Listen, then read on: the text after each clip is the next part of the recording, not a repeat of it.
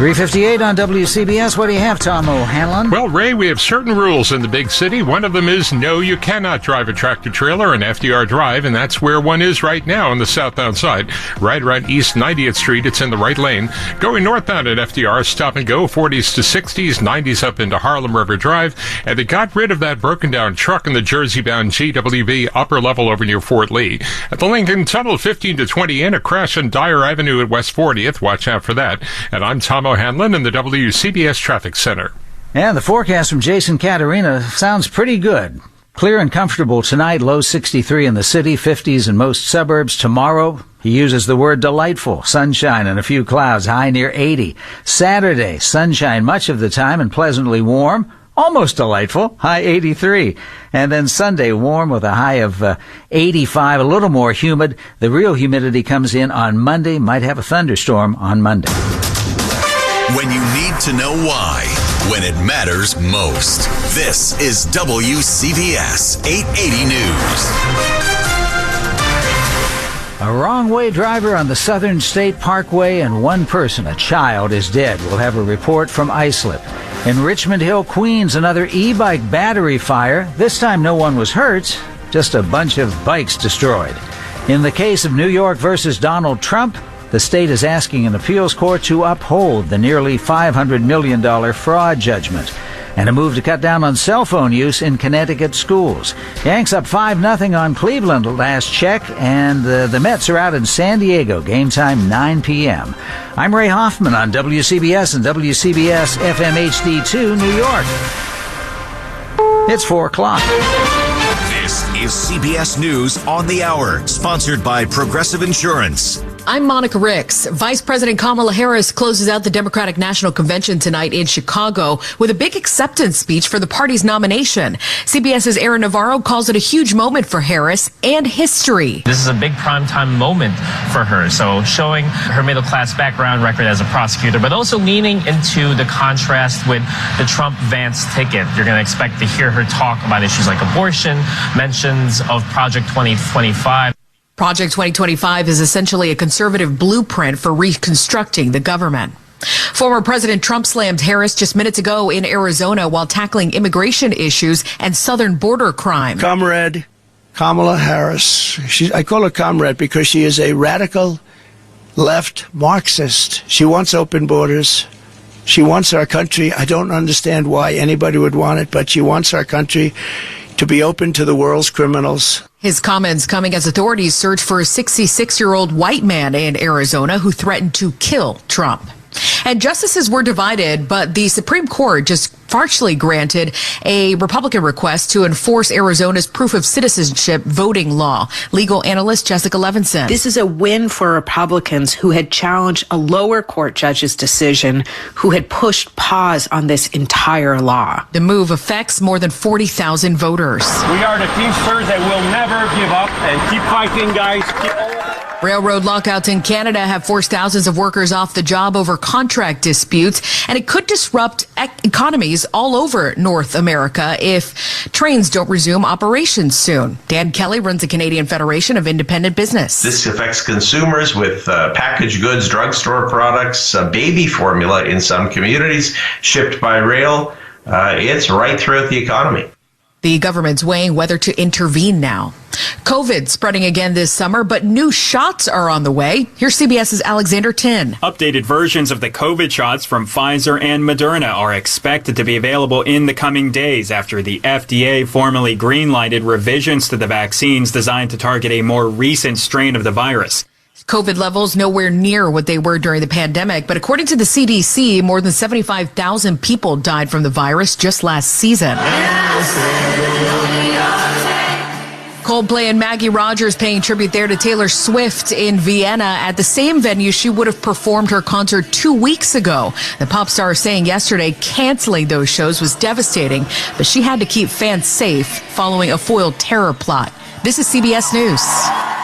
Sponsored by Progressive Insurance. Get renter's insurance to protect the things that make your place a home, including coverage for theft or damage.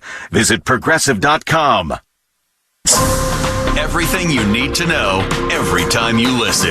This is WCBS 880 News. this is one beautiful day around Manhattan. 74 degrees right now, sunshine, a few clouds mixed in, low humidity. Same story for the evening, except the sunshine, of course. And then tomorrow, more of the same. Saturday, more of the same. Sunday, humidity, but not till Sunday. It's 4:03 on WCBS. Good to be with you. I'm Ray Hoffman. This is a fun and bittersweet day here at WCBS. We've had a party out in the newsroom for a good long time. We've been celebrating the 57-year life of this great format. And in turn, we celebrate great journalists associated with this radio station, like Ben Farnsworth. The legacy of the radio station is that it changed the course of news, I believe, in many, many ways. It brought serious news stories with just a hint of fresh air, for lack of a better word. It changed the way people thought about news, I think. I think it was very instrumental in doing that. I like that phrase, fresh air. Our tribute to WCBS will rerun all weekend, not to be missed if you love this station, as I certainly do, and I bet you do too. A child is dead after a wrong-way fatal crash on the Southern State Parkway. Long Island Bureau Chief Sophia Hall has that story. State Police Major Stephen Udis says it was a traumatic, severe crash that killed a 9-year-old boy from Centerport. The 9-year-old boy was the rear seat passenger in the vehicle that was traveling in the wrong direction, and it was his mother that was operating that vehicle. This happened on the Southern State Parkway. The 32-year-old mother is accused of crashing into 3 other vehicles at exit 42. The engine of the wrong-way driving vehicle was thrown from that vehicle into the woods. A sheriff's deputy's lights and sirens blaring attempted to stop the mother before the crash, but she sped up instead. The mother is in the hospital with non-life-threatening injuries. The 3 other drivers also suffered non-life-threatening injuries in East Farmingdale. Sophia Hall, WCBS 880 News. Happened around 2:30 a.m. 4:05 on WCBS. E-bikes, lithium-ion batteries, and fire. Too often, they all go together. And in Queens, as Glenn Schuck reports, there's an e-bike store which has caught fire twice. The blaze here in the garage storage area of King's Electric Scooter, the second in 18 months. And now dozens of smoldering e-bikes are here on the sidewalk on Jamaica Avenue. It's just yards from where Peter Genty lives. I asked him if he's worried about all this. I mean, yeah, because you know what's going on. It could hurt other people, that's all. They just got to protect their stuff better, that's it. 2 times, that means something wrong, really bad. Alexa Lee, her house is 100 yards away, saying it is a good business and she hopes they stay here. Honestly, I wasn't really worried about that when I saw these guys open because they were always very careful. They were always working here. I'm watching fire marshals doing their work here. It seems they're focusing on an outlet in this garage area. From Richmond Hill, Queens, Glenn Schuck, WCBS 880 News. Deputy Fire Chief George Healy told Channel 7 that bike shops need to rethink the idea of charging bike batteries during sleeping hours. In the case of the people of New York versus Donald J. Trump, lawyers for the state are asking an appeals court to uphold the $485 million judgment issued earlier this year. The oral arguments won't happen until next month, but in the paperwork filed late yesterday, Attorney General Letitia James said there is overwhelming evidence to support the initial finding that for years Trump lied about his wealth. In the 168-page submission, she called it fraud and illegality on an immense scale. And by the way, the interest on that $485 million continues to accrue even after the former president posted a $175 million bond in April to prevent the state from seizing his assets during the appeal process. The trial is set for September 26. East Tremont, 3 teenagers, 15, 16, and 16, were stabbed after a playground fight. Police say a person of interest has been taken into custody. Each of the victims is said to be in stable condition. Coming up on 4:08 on WCBS. Which means traffic and weather together, and another chance for me to introduce Tom O'Hanlon. Well, thank you, Ray. In Manhattan on the southbound side of FDR Drive, in case you didn't hear it yet, they have a tractor trailer sitting there right around East 90th Street.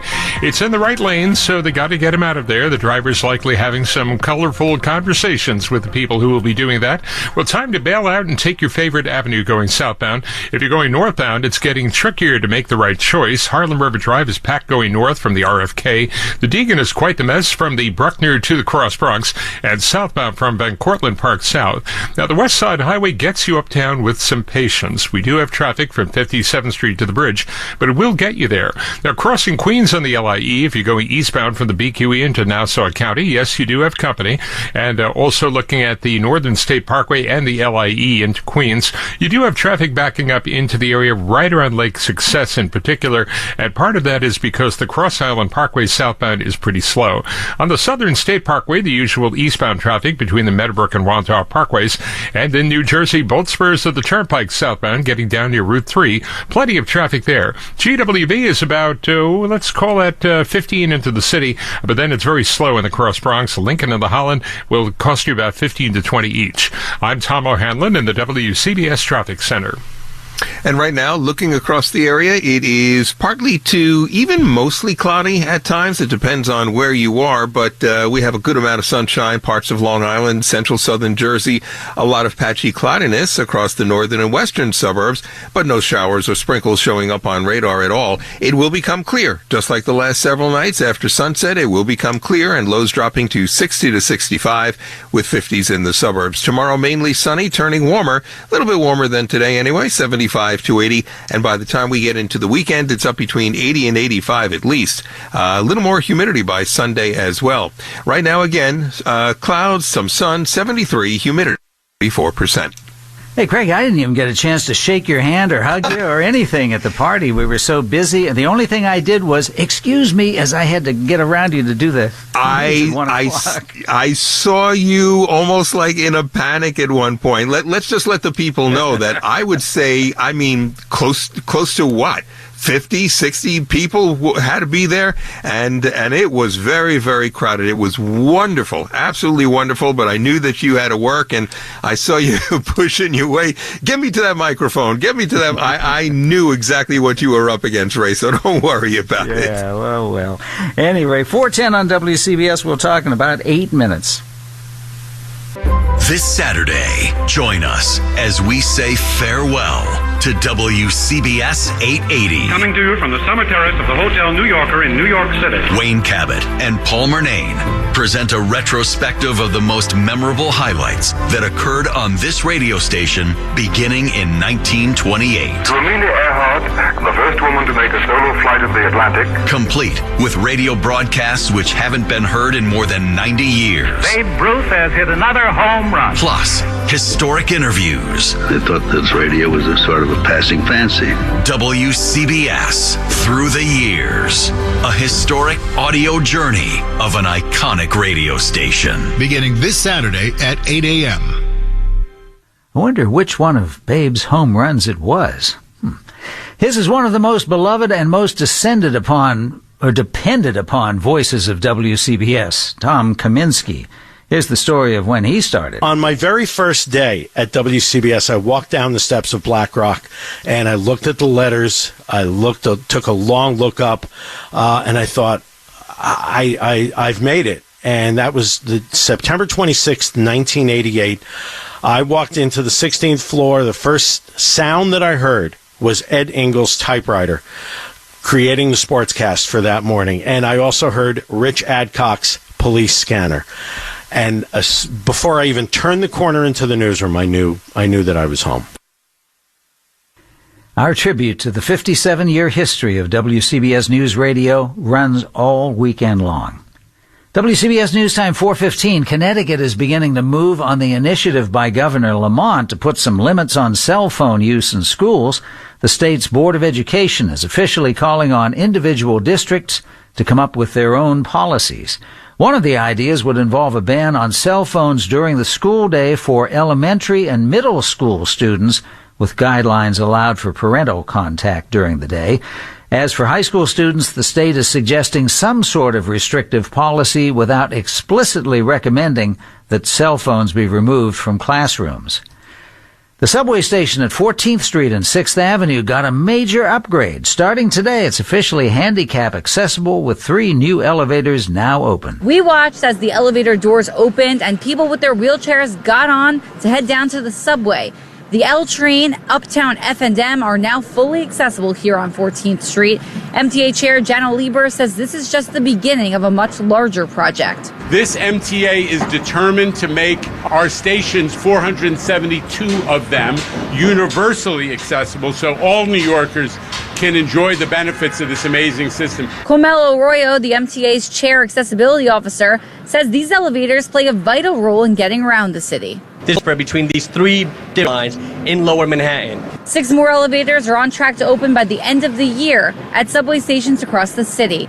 In Greenwich Village, Marilyn Buckley, WCBS 880 News. And for those of us who are actually waiting eagerly for the next COVID vaccine, I'm one of them. There is good news. The Federal Drug Administration has given the green light. The Food and Drug Administration has given the green light to 2 updated COVID-19 vaccines. And those vaccines will be available in just a matter of days. And there may be more reason than ever to get that vaccine, especially if you've had COVID. Here's correspondent Christian Benavides. Getting a COVID shot could mitigate the onset of mental illness after developing severe COVID. A new study out of the UK and published in JAMA found people who developed severe COVID leading to hospitalization and were unvaccinated were 16 times more likely to develop mental illness like depression, anxiety, PTSD, and self-harm for up to a year following diagnosis. Those who were vaccinated did not have an elevated risk. And how about a flu vaccine that could last up to 20 years, adapting to new strains of the flu along the way? Well, researchers are a major step closer to achieving just that.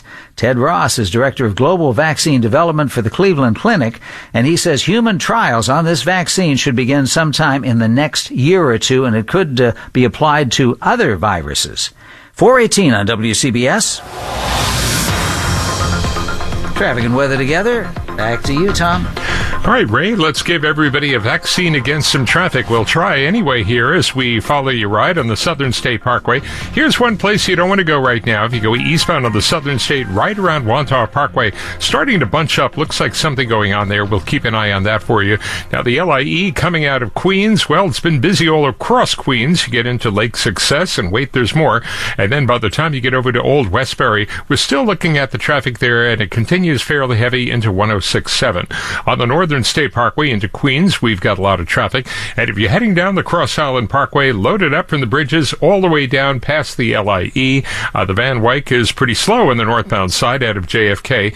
And back we go to Manhattan. Well, FDR Drive, that has been a whole lot of fun, hasn't it? A tractor trailer got onto the southbound side of FDR right around 90th Street. Be careful, right lane. They've got to get them out of there because trucks are not allowed.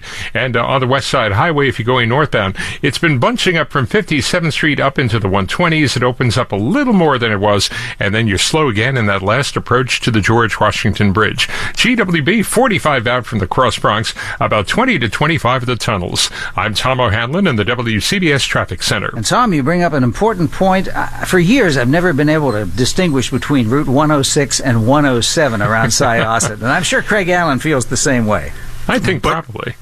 but we know, and we know exactly where it splits, right? So yeah, exactly. they both join together right in that one area, right around the expressway, and then they split again on the South Shore. So it's a very interesting combination. Yeah, but which one goes to Glen Cove and which one goes to Oyster Bay? I never figured exactly. it out. Well, hopefully the signs have it right. So, and then you could go the correct way. But in the meantime, becoming clear for tonight, no matter which way you go. It's partly cloudy right now, but the sky will clear out with a low 60 to 65, 50s in the suburbs tomorrow, mainly sunny and turning warmer with high 75 to 80. Saturday and Sunday, we've got a warm weekend, about 80 to 85 on Saturday, high Sunday in the middle 80s, and on Monday, not only is it warm, but it's more humid with a chance of a thunderstorm and a high again in the middle 80s. Right now for the city, it's 73. If you have more clouds around, it's in the lower portion of the 70s. If you have a little more sunshine, like around Kennedy and Newark, it's in the upper 70s. The humidity is 44%. Always a treat working with you, Craig. And this Thank you, Ray. Thank you. And this report is sponsored by Eisner Amper. Have to take care of business here.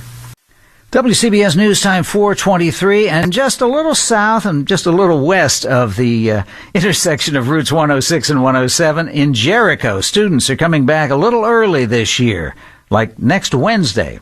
WCBS Long Island Bureau Chief Sophia Hall explains why. Jericho School District has been rated as a top district, not only here on Long Island, but across the entire country. And the superintendent, Hank Grishman, believes a big reason they have a longer school year. The state mandate is 180 days. Jericho students attend school 186 days per school year. More is better. Many years ago, we increased our school day, the length of our school day, and we increased our school calendar to 186 days, believing that it's in the best interest of our students. He says many students come to school early and stay late after school for different programs, sports, and clubs. Academic-oriented clubs to non-academic-oriented clubs, and clubs, again, supporting kids in who they are. On Long Island, Sophia Hall, WCBS 880 News. And the National Transportation Safety Board is going to investigate a fiery crash involving a Tesla semi-truck. Jeff Gilbert explains from Detroit. Nobody was hurt in the Monday crash on Interstate 80 in the California mountains, but that big rig caught fire, ignited nearby brush, and closed the highway for hours.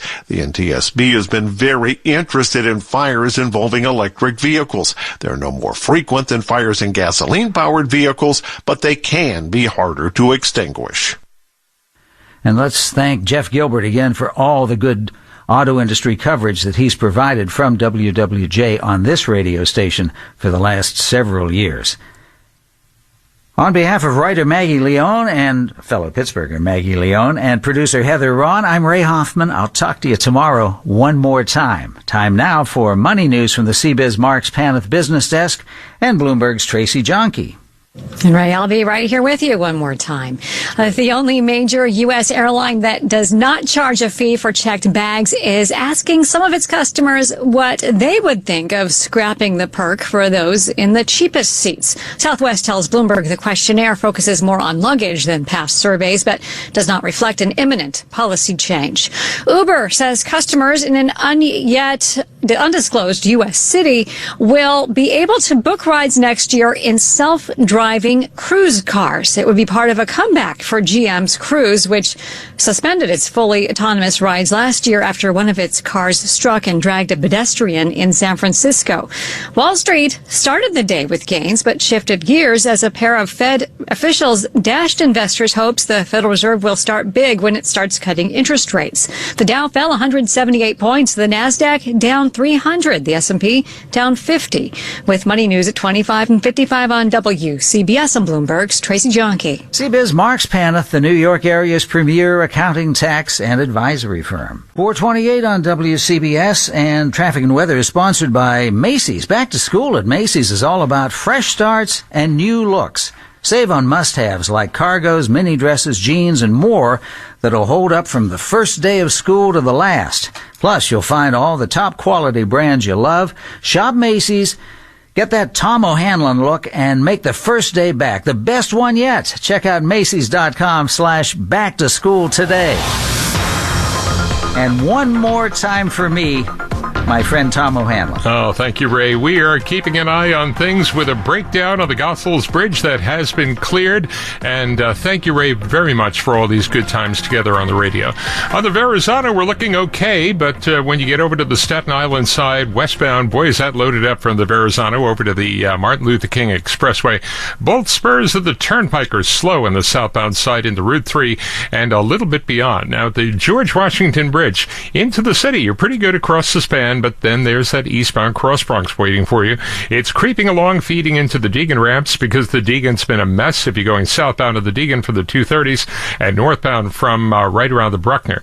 Now, the RFK Bridge, oh boy, getting into Manhattan, that's not a happy thing trying to do that. Now, part of the problem there is somebody drove a tractor-trailer onto FDR Drive southbound at 90th Street, and you know they don't allow trucks there because they're too tall. So they got to get it out of there, and that's not going to be a good situation for everybody working on that. If you're heading down the Cross Island Parkway, plenty of traffic from the Throgs Neck Bridge down into the LIE, the eastbound LIE, busy all the way across Queens.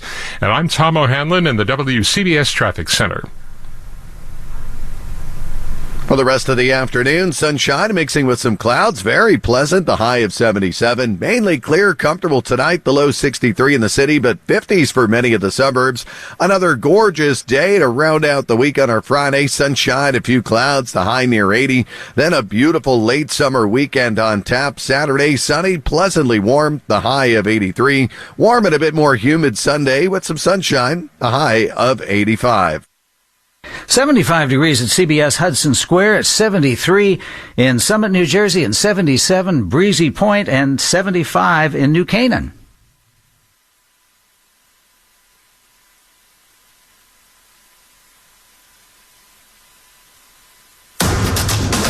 When you need to know why, when it matters most. This is WCBS 880 News. Number 4 at the DNC in Chicago, capped off by Vice President Kamala Harris formally accepting her party's nomination for president. It's also her 10th wedding anniversary. Parkchester Preservation Management will pay the city $1 million to resolve claims against it for discriminating against low-income renters. In sports, the Mets are in San Diego. Pregame here on WCBS 880 starts at 9 o'clock, and the Yankees blank the Guardians. It's overcast and 73 degrees this Thursday, August 22nd. Good afternoon. I'm Anita Bonita. WCBS News Time, 4:31.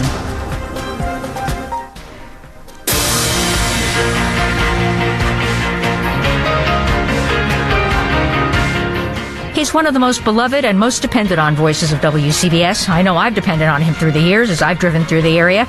It's my dear friend Tom Kaminsky, and this is the story of his first day at WCBS. On my very first day at WCBS, I walked down the steps of Black Rock, and I looked at the letters. Took a long look up, and I thought, I've made it. And that was the September 26th, 1988.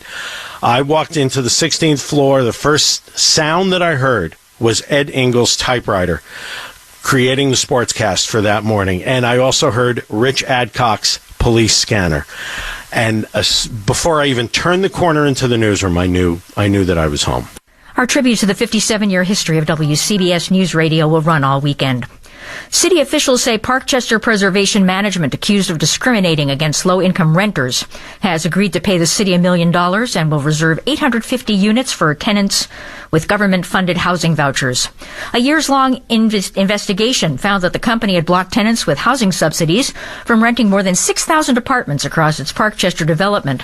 State and city laws prohibit landlords from refusing to accept tenants who use their help from the government to pay their rent. In a statement, Mayor Adams said this announcement is a win for the everyday New Yorkers in search of safe, stable housing and a warning sign for any predatory group trying to harm tenants. A Brooklyn bookstore is pulling the plug on an authors event, sparking charges of anti-Semitism. Rabbi Andy Bachman says he was told his interview with Joshua Leifer was canceled because he is a Zionist. That's what happens when you're seeing copy for the first time. The owner of a powerhouse arena in Brooklyn says an employee okayed the event without required authorization. Bachman, in a Facebook post, says the only reason is rank and delusional anti-Semitism, adding that he has been a long-time critic of the Israeli government. Late last night, the New York Attorney General's office made a legal filing asking a state appellate court to uphold the more than $450 million civil fraud judgment against former President Donald Trump. Attorney General Letitia James said the punishment was needed to protect the integrity of the marketplace. The ruling by Justice Arthur Engoron said the former president had conspired to inflate the value of his properties so he could receive favorable loans and other financial benefits. He'd exaggerated his net worth by as much as $2.2 billion in any given year.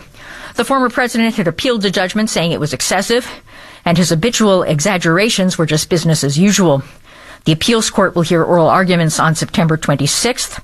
The decision could come by the end of the year. If the judgment is upheld, the former president could find his cash reserves erased and some of his namesake properties subject to seizure. Campaign 2024, the Democratic National Convention on WCBS.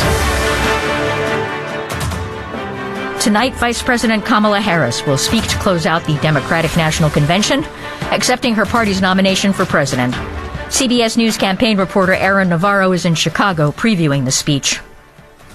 She has to focus a little bit on her record, reintroducing herself to voters who have really been tuning in. This is a big primetime moment for her. So showing her middle-class background record as a prosecutor, but also leaning into the contrast with the Trump-Vance ticket. You're going to expect to hear her talk about issues like abortion, mentions of Project 2025. It's also the Vice President and Second Gentleman's 10th wedding anniversary. AP correspondent Sagar Magani has a recap of one of last night's highlights. As Tim Walz introduced himself to America last night, his son was the one who captured hearts. 17-year-old Gus Walz sat in United Center weeping as his dad recounted the story of starting a family through fertility treatments. If you've never experienced the hell that is infertility, I guarantee you know somebody who has. And as Tim Walz pointed to them, Hope, Gus, and Gwen, you are my entire world, and I love you. Gus Walz jumped to his feet, tears streaming down his face, and could be seen saying, "That's my dad." His parents recently told People magazine Gus has a nonverbal learning disorder, ADHD, and an anxiety disorder, but they call his condition his secret power. Sagar Magani, Washington. Robert F. Kennedy Jr. is in Phoenix today to deliver what his campaign says is a speech about his path forward. He won't be too far from former President Donald Trump, who's been appearing in Glendale. While there's been much talk about an endorsement after RFK Jr.'s departure from the race, nothing is final. And two sources tell the Times the people close to Kennedy are arguing against a Trump endorsement. Kennedy's running mate, Nicole Shanahan, said yesterday that he'll make multiple important statements, mostly focused on the Democrats. Workers at both of Canada's major freight railroads are now on strike at odds over pay raises, benefits, and vacation time. This means 375 tons of freight will have to find another way of getting across the border. Both Canadian National and CP Kansas City stopped accepting shipments of frozen food and medicine at its rail yards on Monday, so they wouldn't be liable for storing it should a strike drag on. That means everything from Canadian-made insulin to frozen French fries were turned away, and now it could also affect gas prices, since those trains won't be carrying the 100,000 barrels of Canadian crude oil that get shipped to American refineries every day. CBS News correspondent Chris Mavridis in Toronto. Another body recovered from the super yacht that sank off the coast of Sicily. More from AP correspondent Charles de Ledesma. Rescuers searching the wreck of a super yacht, the Beacian, that sank off Sicily, brought ashore a fifth body on Thursday, leaving one person still unlocated, as investigators sought to learn why the vessel sank so quickly. No signs of life have emerged over 4 days of searching the yacht's hull on the seabed over 160 feet underwater. In an interview with Sky News, Giovanni Constantino, CEO of the Italian Sea Group, described the design of the super yacht as being the safest in the most absolute sense. The 6 passengers included British tech magnate Mike Lynch, his 18-year-old daughter, and associates who'd successfully defended him in a recent US federal fraud trial. I'm Charles de Ledesma.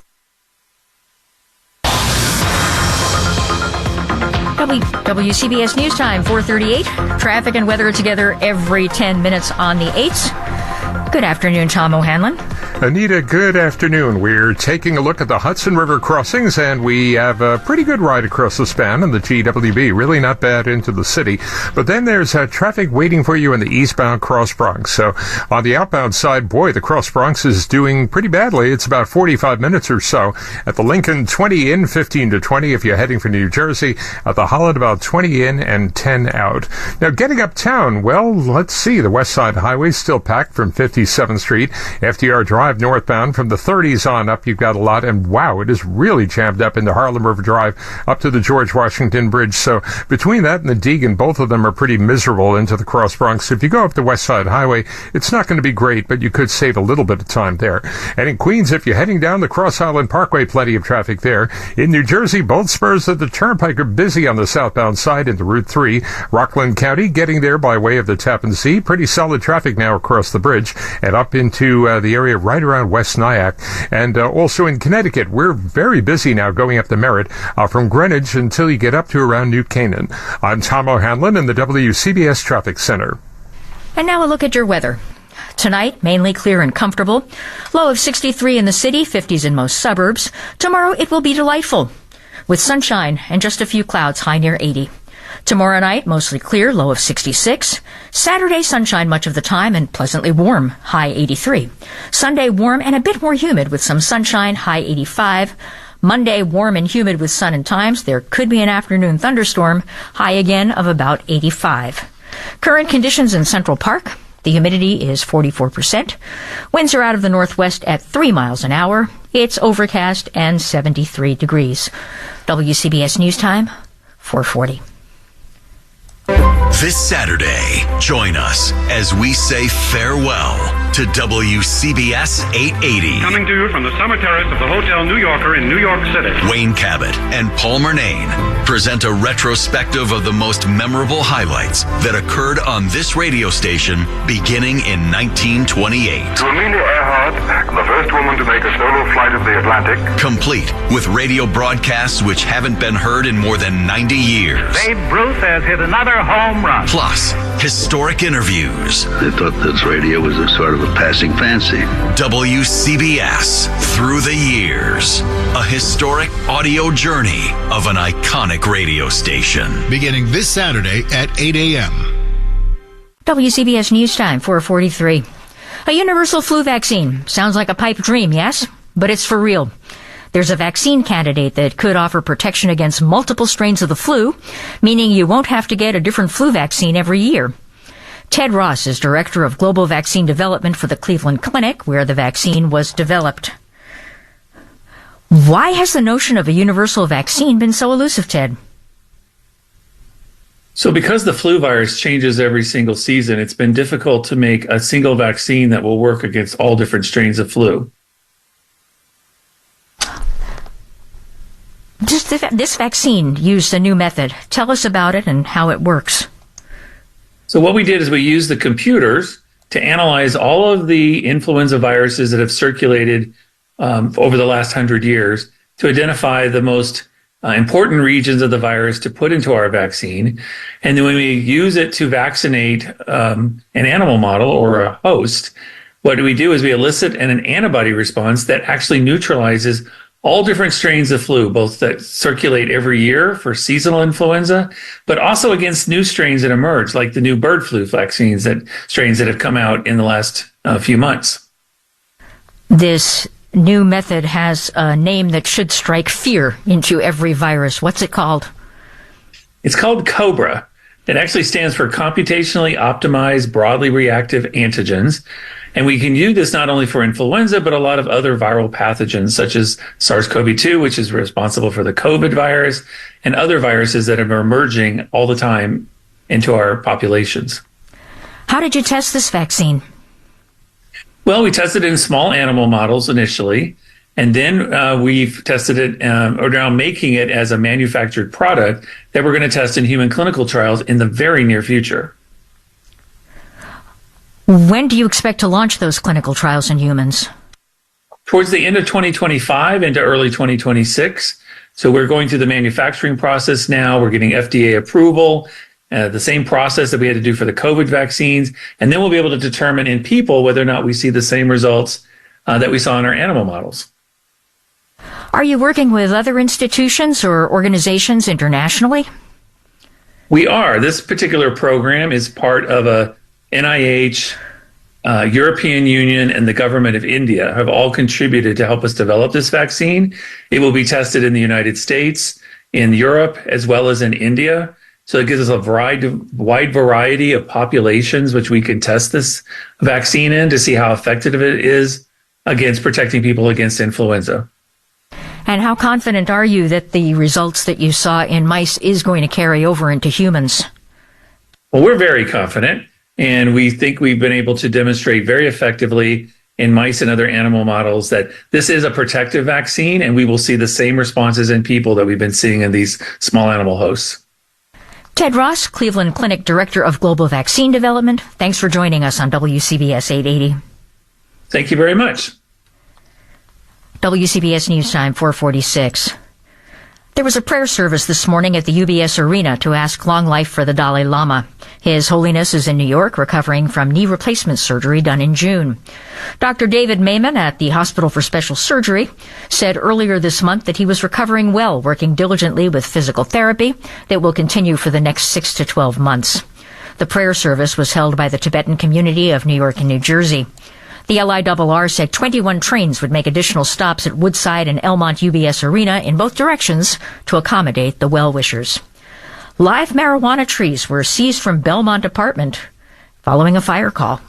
Police say the fire that started yesterday on a first-floor apartment on East 184th Street ended up being a pot grow house where they seized 20 to 30 weed plants that were found inside there. Looking in the window, we can still see plant pots full of soil. Johnny lives in the building and was there when the fire started. So when the lamp blew up, and the owner one day, nobody to call because he know what he has. He told me it was a skill in the kitchen that was burning. There was just smoke, a lot of smoke coming out, and people was afraid.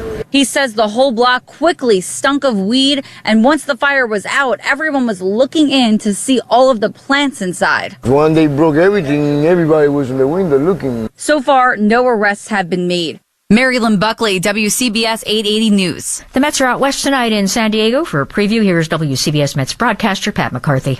Mets begin a 3-game series against the San Diego Padres tonight at 9:40.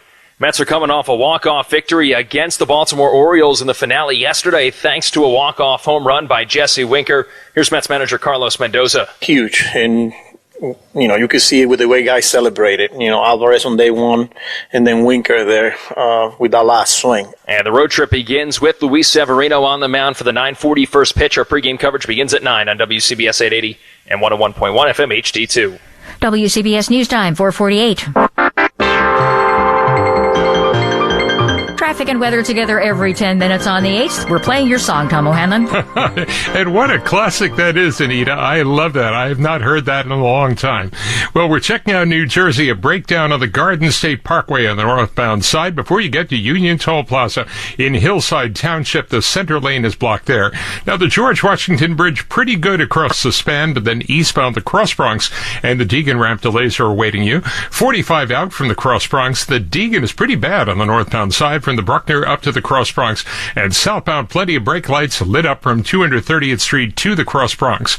So you're thinking about how to get up there? Well, Harlem River Drive is a very unhappy place. It is slow getting up into the GWB. Now, part of the problem on the Upper East Side that's really snarling everything up, if you didn't hear about this already, southbound FDR Drive, somebody drove a tractor trailer on there, and it's on there at East 90th Street, so that's creating a pretty bad scene in the RFK Bridge if you try to get into Manhattan. And with the Deegan all loaded up the way it is, well, not so good. And the Van Wyck slow coming up from JFK, busy both ways on the belt. And I'm Tom O'Hanlon in the WCBS Traffic Center.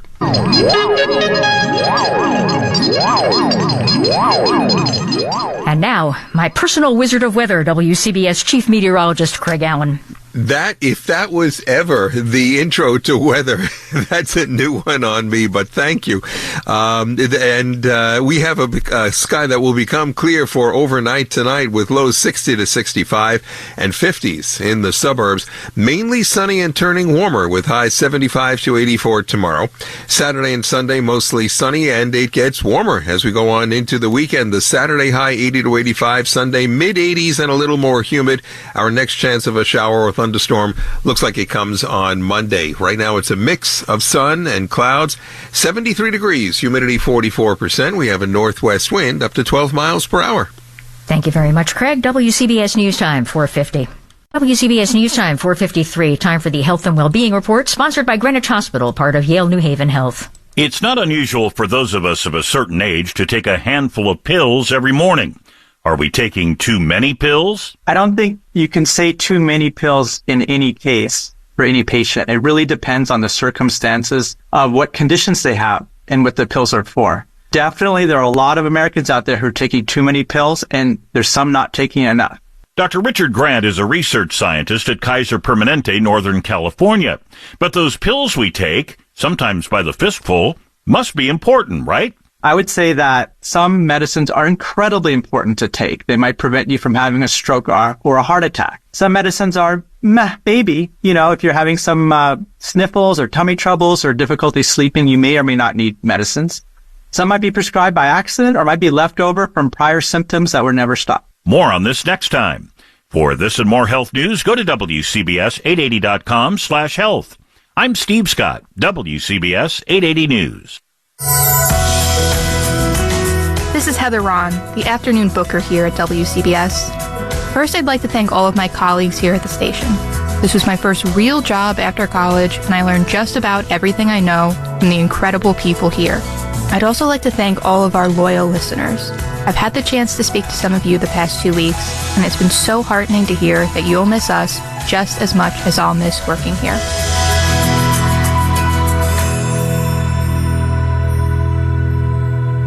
Now at 4:55, time for Money News from the CBiz Marks Paneth Business Desk. Let's say good afternoon to Bloomberg's Tracy Junkie. Good afternoon, Anita. The housing market is not for the faint of heart, but at least it's not a zombie apocalypse. And I'm not kidding about that. Zombie foreclosures are a real thing in real estate. The term refers to homes that have been abandoned by their owners in foreclosure. And the good news is there aren't very many of them. Real estate data firm Adams says of the nearly 250,000 homes in foreclosure last quarter, zombies accounted for only about 7,000. The National Association of Realtors says sales of previously owned homes rose in July for the first time in 5 months. That would be better news if sales were also not the weakest in any July in more than a decade. Lower interest rates would help, and the Fed is expected to help with that next month. But a couple of Fed officials today were arguing against starting with the bigger cuts Wall Street's been hoping for. The Dow fell 178 points. The Nasdaq dropped 300. With Money News at 25 and 55 on WCBS, on Bloomberg's Tracy Jonke. Thank you, Tracy. CBiz Marks Paneth, the New York area's premier accounting, tax, and advisory firm. WCBS News Time, 4:56. WCBS News Time, 4:58. Traffic and weather together every 10 minutes on the 8s. Here's Tom O'Hanlon. Thank you, Anita. Over we go to Long Island. We have a crash on the Southern State Parkway on the eastbound side, east of exit 19N Peninsula Boulevard. The right lane is taken out there. And after a slow eastbound drive all across Queens of the LIE, still more traffic in Nassau County. It's stop and go till you get to around Roslyn Heights. Watch out for that broken down tractor trailer that got onto FDR Drive and shouldn't be there. It's right around 90th Street on the southbound side. I'm Tom O'Hanlon in the traffic center. For the rest of the afternoon, sunshine mixing with some clouds, the high of 77. Mainly clear, quite comfy tonight, the low 63 in the city, but 50s for many of the suburbs. And another beautiful day Friday with sunshine and a few clouds and the high near 80. In Central Park, at this very moment, the humidity is 40%. The wind speed, we don't know. The National Weather Service isn't telling us. It's overcast and 75 degrees. When you need to know why, when it matters most. This is WCBS 880 News. Tonight is the culmination of the DNC in Chicago when Vice President Kamala Harris formally accepts her party's nomination for president. One person was killed in a wrong-way crash on the Southern State Parkway. An e-bike shop in Queens suffers yet another fire. An accessibility upgrade for the MTA's 14th Street station, and a theft at the athletic offices of St. John's. In sports, the Mets are in San Diego. Pregame here on WCBS 880 starts at 9 o'clock, and the Yankees blank the Guardians. It's overcast and 75 degrees this Thursday, August 22nd. Good afternoon. I'm Anita Bonita. This is WCBS and WCBS-FM HD2 New York. CBS News covers the world next. It's 5 o'clock. This is CBS News on the Hour, sponsored by O'Reilly Auto Parts. I'm Monica Ricks. Freight trains will start rolling again soon in Canada thanks to government intervention ordering the country's two major freight railroads to enter binding arbitration. Labor Minister Stephen McKinnon weighing in just minutes ago. Our government will do everything in its power to preserve the stability and certainty that our railways and entire economy are renowned for the world over. The lockout affecting some 10,000 workers today and disrupted shipments on billions worth of goods. Vice President Harris will deliver her acceptance speech at the DNC in Chicago tonight. Ashley Etienne is her former communications director. I've heard from her team. I just met with them yesterday, in fact, that she's incredibly focused, more focused than they've ever seen her, that she understands the importance of this moment in the arc of not just telling her story and what she's been able to achieve, but where she wants to take this nation. It'll be the biggest speech of her career. Former President Trump did take aim at Harris today in Arizona, where he campaigned on her alleged failures at the southern border. We have a Marxist that's running, and I don't think you can let her. This country is not ready for a Marxist president. She will never build the wall. She doesn't want to build the wall.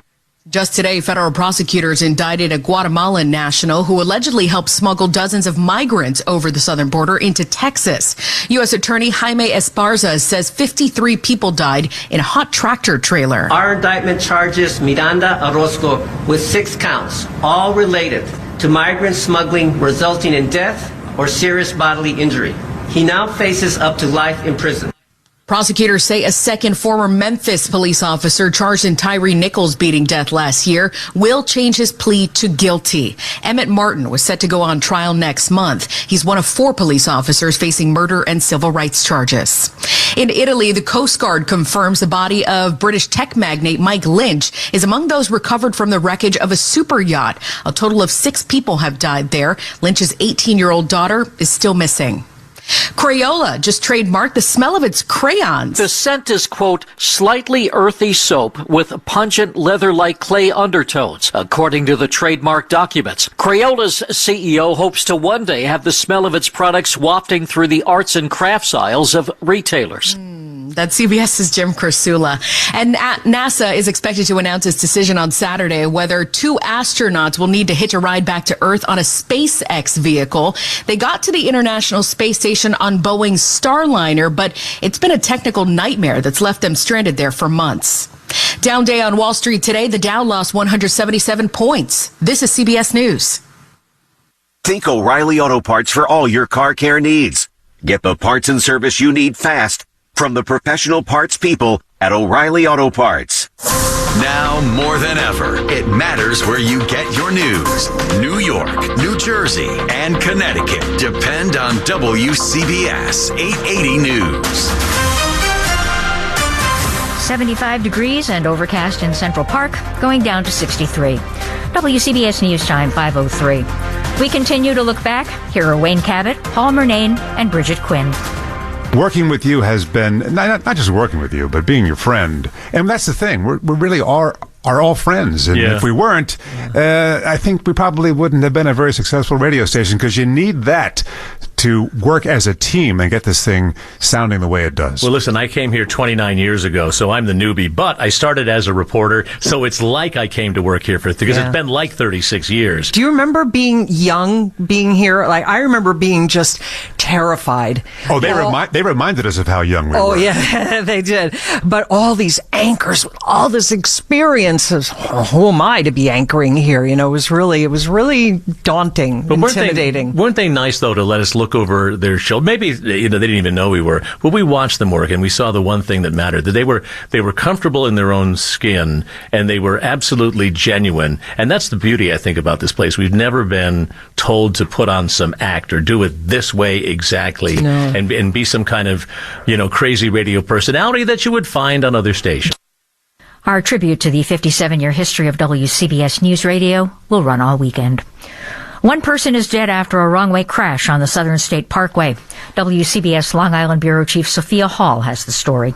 The crash was so horrific on the Southern State Parkway at exit 42. The engine of the SUV that the 9-year-old boy was in flew out of the vehicle and into the woods. State Police Major Stephen Udis says the child was pronounced dead a short time later. The 9-year-old was the rear seat passenger in the vehicle that was traveling in the wrong direction, and it was his mother that was operating that vehicle. Suffolk County Undersheriff John Becker says 4 vehicles in total were involved in the crash. The 32-year-old mother from Centerport and the 3 other drivers suffered non-life-threatening injuries. A deputy saw the mother driving in the wrong direction. Activated his lights and sirens. The vehicle failed to stop and continued going in the wrong direction. In East Farmingdale, Sophia Hall, WCBS 880 News. Another e-bike fire at a shop in Richmond Hill. There is now a vacate order. The sign posted in the front window of King's electric scooter.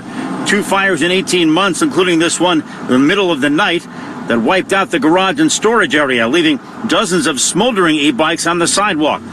Peter Genty lives nearby. I just want the community to be safe, so it's good to just take care of everything that you got around you, make sure everybody good so people can be safe. That's it. Last time I think it was worse than this.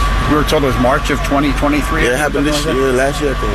Because you seemed surprised when you walked around. I was surprised because it happened. I was like, dang, that's crazy. 2 times? Something's wrong. The future of this business unclear as fire marshals continuing to do their work. From Richmond Hill, Queens, Glenn Schuck, WCBS 880 News. The MTA touts another accessibility upgrade. The latest from WCBS reporter Mary Lynn Buckley. 3 new elevators are now open at the 14th Street and 6th Avenue subway station, giving transfers to the L and Uptown F&M trains. Humel Arroyo, the MTA's chief accessibility officer, says we can expect 6 more elevators on the way. Later this year, we will be opening 3 more elevators, providing access to the downtown F&M trains, as well as transfers from the platform to the L train. Following that, we will close out the project with the final 3 elevators to make 7th Avenue line accessible. MTA Chair Jano Lieber says this is a 36-month-long construction project. This construction operation is setting records for coming in on budget and on schedule. That's the case with this project. In Greenwich Village, Mary Lynn Buckley, WCBS 880 News. Police say a pair of thieves broke into the athletic offices of St. John's University on Tuesday night, possibly even the office of Red Storm basketball coach Rick Pitino, and made off with an autographed basketball. The NYPD did not confirm media reports that the basketball, a ceremonial short sword, and a mini bullhorn were taken from Pitino's office. Anyone with information, please call Crime Stoppers at 1-800-577-TIPS. WCBS News Time 5:08. This Saturday, join us as we say farewell to WCBS 880. Coming to you from the summer terrace of the Hotel New Yorker in New York City. Wayne Cabot and Paul Murnane present a retrospective of the most memorable highlights that occurred on this radio station beginning in 1928. To Amelia Earhart, the first woman to make a solo flight of the Atlantic. Complete with radio broadcasts which haven't been heard in more than 90 years. Babe Ruth has hit another home run. Plus, historic interviews. I thought this radio was a sort of a passing fancy. WCBS Through the Years. A historic audio journey of an iconic radio station. Beginning this Saturday at 8 a.m. WCBS News Time 5:08. Traffic and weather together every 10 minutes on the 8s. What's shaking, Tom O'Hanlon? Well, I'd say things are shaking up a bit on the New England Thruway, Anita, on the northbound side, right around exit 20, Route 1 in Rye. We have a collision there, jamming people up. Now, eastbound on 287, we're looking a bit better over near the Hutch. We had a collision there to happen before exit 9. So far, it looks like the traffic is better than it was, so that's a good thing. Now, if you didn't hear about this already, we have that motor vehicle accident in Ossining now. They have been doing the accident investigation. That is on Route 9, so it's a crash with injuries, and that's 9A southbound between Route 9 and Ossining and Croton Dam Road. In Connecticut, going up 95, busy through Greenwich, a bit more traffic through Stamford, and then it's busier in Norwalk. The Merritt Parkway's got plenty of traffic from Greenwich up into Stamford, and then up through Weston, we're creeping along a bit, and over the Long Island, eastbound Southern State, right at Peninsula Boulevard, watch out for a crash, and that tractor-trailer southbound FDR Drive, oh boy, still there at 90th Street. I'm Tom O'Hanlon in the WCBS Traffic Center. They said it was going to be sunny, Craig Allen. It doesn't look sunny to me. Right outside the window. No, there's a patch of clouds that's sitting around the city and also some of the areas to the north and west. However, it is completely sunny across central and southern New Jersey, most of central and eastern Long Island, and a good portion of Connecticut, too. So these patchy clouds, these fair weather clouds, they don't have any rain, will be giving way to a clear sky for the overnight, and 60 to 65, 50s in the suburbs. Mainly sunny, turning warmer for Friday, 75 to 80, and mainly sunny Saturday and Sunday. It looks like a nice warm weekend, and the humidity does start creeping up a little bit. 80 to 85 Saturday, mid-80s for Sunday. Right now in the city, we have a temperature of 75, back up to 75. Humidity 39%, and a northwest wind at 12. Thank you, Craig. WCBS News Time 5:10. WCBS News Time 5:13. The Democratic National Convention kicks off its final night tonight. For a preview, we go live to KCBS political reporter Doug Sovereign. Doug, what is tonight's theme? Well, tonight's theme is all about the future. They're going to wrap up this convention it's about moving forward, going to the future. Now, the themes have not been nearly as really clearly defined and orchestrated the way they were at the Republican convention, but certainly Kamala Harris is going to finish up this 4-day extravaganza by presenting her case for the future. We're moving forward, and here's what she would do. And, of course, she's the star speaker. She's going to be the last one to speak for about 30 or 40 minutes. We're told she's been fine-tuning her speech, really working on it, rehearsing it. She has taken about the last 24 hours out of sight to rest her voice. And there's, as you could probably hear the buzz on the floor around me, there is tremendous anticipation among the delegates here. What else can we expect to see tonight? They've got, the usual litany of senators and governors and members of Congress from a lot of swing state representatives here tonight. But there's a few wrinkles. You're going to hear from the Central Park Five, 4 of them, including the city councilman from up in Harlem, who is one of them. 4 of them are going to come out on stage. 2 of them are going to speak. I imagine they'll have some really lovely things to say about Donald Trump, going back to their experience with him many years ago. When they were falsely accused, of course, in the Central Park Dogger case. Pink is going to be the musical entertainment tonight. You're going to hear from the Chicks, formerly the Dixie Chicks, doing the national anthem. They're actually going to do the national anthem twice here tonight because they do it when they open the convention, which is in about an hour and 15 minutes. But that's not in the primetime window, so they're going to do it again later for the national TV audience with the Chicks. I think we can assume that Pink will not be singing Dear Mr. President. Last night, I think half of America fell in love with that young guitarist, Ari O'Neill, who sort of lit up that John Legend, Sheila E. Prince tribute. Are any additional protests expected? I'll tell you, the music last night between Stevie Wonder and then the Prince tribute with John Legend, Sheila, that was pretty terrific. The protests have been happening outside the perimeter. I actually just went looking for some just to see. I couldn't find anything. So if there are protests happening right now, they're farther away. I mean, I encircled the entire perimeter and saw nothing. The sort of message of the protest has come to a head today because the uncommitted delegates, many of them from Michigan, who are trying to protest the U.S. policy on Israel and Gaza, they have requested a speaking slot. They've been denied. They've submitted the text of the speech they want to give. That's been denied. They were having a sit-in, and they really, really were hoping they would be given 5 minutes on stage to make their case. They promised to support Harris, to denounce Trump. But as of this moment, they're not going to get that opportunity. I mean, I've got a rundown of who's speaking tonight, and they're not on it. So barring some last-minute surprise, they will not get to speak. And there is, of course, that they do something in the hall to protest that. Perhaps chant, wave a sign, we don't know. Or this could all go smoothly and there will be no disruptions. But certainly the protest element has been much less this week than a lot of people thought it might end up being. Yeah, when you see protesters at the Late Show with Stephen Colbert, things may be getting just a little bit out of hand. This convention...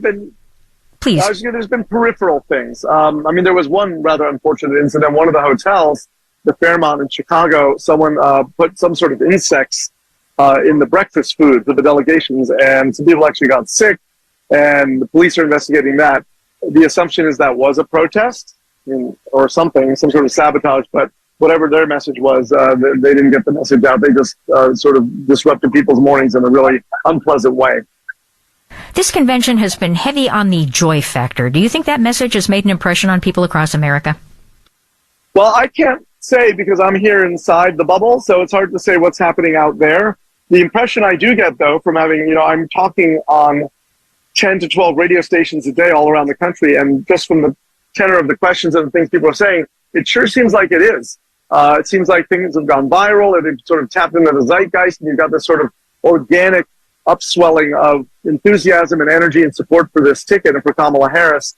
So I think that's happening, but I won't know for sure till we leave here and see, what if there's a bounce in the polls and get the mood of the electorate outside this bubble of delegates and party officials and party operatives and media.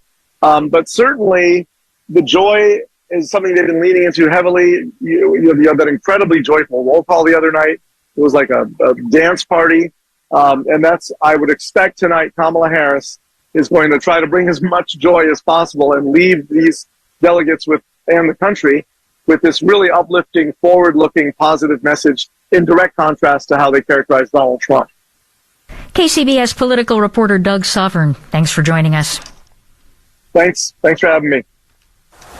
WCBS News Time coming up on 5:19. Traffic and weather together, supposed to be every 10 minutes on the 8th. Here's Tom O'Hanlon. Well, we'll take a look at Long Island, Anita. We have a crash on the Southern State Parkway on the eastbound side, east of exit 19N Peninsula Boulevard, and the Southern State busy both ways, especially between Meadowbrook and Wantagh Parkways.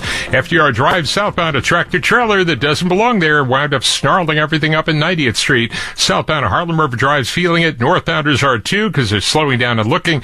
The RFK packed into Manhattan, and the Deegan is packed from the Bruckner up to the Cross Bronx. At least it's better up into Westchester. Debbie checked in. Thank you, Debbie. And southbound of the Deegan, well, we're loaded up from the 230s down to the Cross Bronx. I'm Tom O'Hanlon in the WCBS Traffic Center.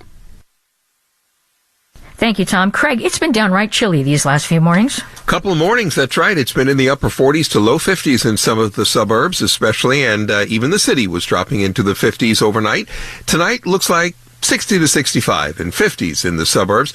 Tomorrow, mainly sunny. It turns a little bit warmer than today. Today we hit 76. Tomorrow, generally 75 to 80 across the area. Saturday and Sunday, it's 80 to 85. In fact, 80 to 85 Saturday, mid-80s on Sunday, a little bit more humid too.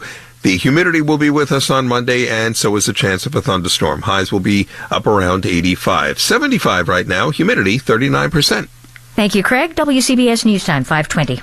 WCBS News Time 5:22. A little housekeeping. Your traffic was sponsored by Morgan & Morgan. Hire Morgan & Morgan, America's largest injury law firm. Crayola has been issued a patent for the smell of its crayons. Here's CBS News correspondent Jim Krasula. The scent is, quote, slightly earthy soap with pungent leather-like clay undertones, according to the trademark documents. Crayola's CEO hopes to one day have the smell of its products wafting through the arts and crafts aisles of retailers. Crayola, cray, the French name for chalk, and ola, the Latin root for oily or oleaginous. Crayola's Easton, Pennsylvania factory makes 13 million crayons a day for back-to-school season. Jim Krasula, CBS News. It has wandered throughout the Garden State without a permanent place to call its own, but that will change in 2026. The New Jersey Symphony is getting a gleaming new 550-seat home in downtown Jersey City called Symphony Center. It's expected to serve as a home for concerts, classes, and other activities. The New Jersey Symphony will continue to perform at venues across the state, but the Symphony Center will be its flagship location. Mayor Stephen Phillips says the theater is part of the city's efforts to become a cultural destination, bringing tens of thousands of people downtown each year. The NTSB is investigating a fiery crash involving an electric Tesla semi.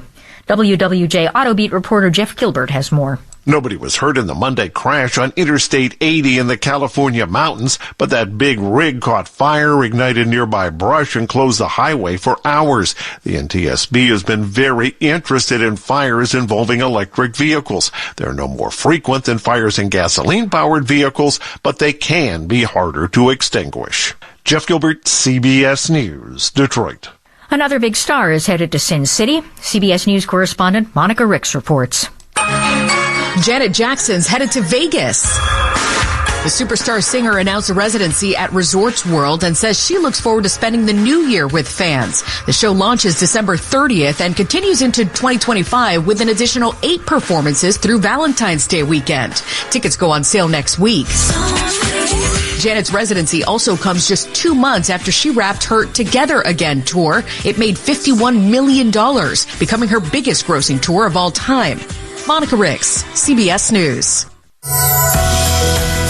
I'm Michael Wallace. I want to thank you, the WCBS listener. We've had so many of you reaching out on social media or email saying how upset you are that we'll be leaving the air. To see the messages from so many of you has really been heartwarming. It's been an honor and a privilege to have you invite us into your homes, your cars, wherever your ears were. It's a responsibility we never took lightly, and I hope we made you laugh once in a while along the way, too. Thank you. It's 5:25. Time now for business news from the CBiz Marks Paneth Business Desk. Here's our Small Business Spotlight, sponsored by Dime Community Bank, New York's premier community bank for business. This is a game-changing development story that I have been following. The City Council overwhelmingly approved an ambitious Bronx rezoning plan around 4 new Metro North stations. This paves the way for approximately 7,000 new homes, 1.2 million square feet of commercial space, and more than 1 million square feet for new community facilities, all generating a projected 10,000 permanent jobs. This also includes significant funding for parks, school upgrades, and street improvements. I also see this further strengthening Metro Hutch Center as an important hub that already includes a hospital, university, hotel, retail space, and 1.4 million square feet of Class A office space on a 42-acre campus. I'm Rob Walsh for the Business Spotlight on WCBS 880 News. See Bismarck's Panet, the New York area's premier accounting, tax, and advisory firm. WCBS News Time 526. WCBS News Time 528. Traffic and weather together every 10 minutes on the 8th. Sponsored by Upper East Side Rehabilitation and Nursing Center. What's happening, Tom O'Hanlon? Well, Anita, what's happening is that truck on FDR Drive. You know how it goes. You're not allowed to drive a truck on FDR Drive, but the truck driver did not get the memo. So on the southbound side of the drive, there it is, right around 90th Street. And, well, it's not working out pretty well there. Southbound Harlem River Drive, you're feeling it. Northbound FDR from the 50s to the RFK, it's loaded up, which, by the way, the RFK is getting creamed into Manhattan because of the truck. And northbounders are also slowing down because they're saying, hey, look, there's a truck on FDR Drive. Well, that's what's going on. At the GWB, it's about a 45-minute delay if you're heading for New Jersey. The Lincoln and the Holland will each cost you about $25. Now, if you're thinking about the West Side Highway up to the bridge, it is steady traffic from 57th Street up to the George Washington Bridge, but at least there isn't a truck. And the Deegan is stacked from the Bruckner to the Cross Bronx and southbound from around Van Cortlandt Park South. Both spurs of the Turnpike are pretty busy, working your way down into Route 3, and we have steady traffic heading for the Tappan Zee, trying to get to Rockland County. You'll get there, but it is moving across with plenty of cars, and then it eases up by the time you get up to the Palisades Parkway. And in Connecticut, busy on the Merritt if you're going northbound from the Greenwich area into Stamford. 95, Greenwich, Stamford, Darien, Norwalk, and then Westport. Plenty of traffic. It doesn't really ease up until you get up into Fairfield. I'm Tom O'Hanlon in the WCBS Traffic Center. That clearing you mentioned, Craig, is starting to appear down on Hudson Square. We have sunshine now for a good portion of Manhattan and most of the five boroughs. A little patch of clouds now over Lower Brooklyn, Lower Queens, most of Nassau and Suffolk looking good, Connecticut looking good. But as you get back into the hillier sections of New Jersey as well as the Hudson Valley, there's still some patchy cloudiness, which will dissipate after sunset. And 60 to 65 tonight, 50s in the suburbs. So cool again, but not quite as cool as the last several nights. Mainly sunny, turning warmer for Friday afternoon, 75 to 80, and then Saturday and Sunday, shaping up to be a warm weekend, 80 to 85 on Saturday, middle 80s Sunday, and probably a touch more humid as well by then. In the city right now, we have 75, and the humidity is 39%. Your radio home for Mets baseball. Put it in the books! This is WCBS 880 News. The Democratic National Convention continues tonight in Chicago, where Vice President Kamala Harris will formally accept her party's nomination for president. The New York Attorney General is fighting to uphold former President Trump's penalty of over $450 million. Sources say RFK Jr. is considering ending his presidential campaign. Remembering New Jersey Representative Bill Pascrell will speak with Politico NJ's playbook editor. Another body has been recovered from the super yacht that sank off the coast of Sicily. 2 trials show promising results for a new menopause drug. In sports, the Mets are in San Diego. Pregame on WCBS 880 starts at 9 o'clock, and the Yankees blank the Guardians. It's overcast and 75 degrees this Thursday, August 22nd. Good afternoon. I'm Anita Bonita. WCBS News Time, 5:31.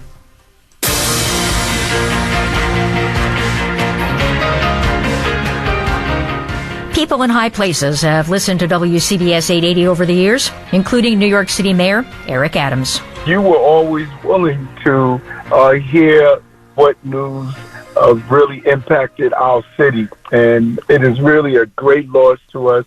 And I just really want to thank you to allow me throughout my advocacy to have a way to communicate with your listeners and everyday New Yorkers. 880 is really imprinted in my brain because I used to see those microphones at all of the press conferences throughout the years.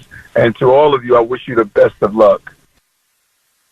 Our tribute to the 57-year history of WCBS News Radio will run all weekend.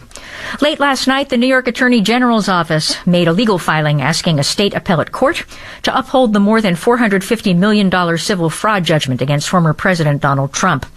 Attorney General Letitia James said the punishment was needed to protect the integrity of the marketplace. The ruling by Justice Arthur Engoron said the former president had conspired to inflate the value of his properties so he could receive favorable loans and other financial benefits. The Attorney General's office argued that he'd exaggerated his net worth by as much as $2.2 billion in any given year. The former president had appealed the judgment, saying it was excessive, and his habitual exaggerations were just business as usual. The appeals court will hear oral arguments on September 26th. The decision could come by the end of the year. If the judgment is upheld, the former president could find his cash reserves erased and some of his namesake properties subject to seizure. Campaign 2024, the Democratic National Convention on WCBS. Tonight, Vice President Kamala Harris will speak to close out the Democratic National Convention, accepting her party's nomination for president. CBS News campaign reporter Aaron Navarro is in Chicago previewing the speech.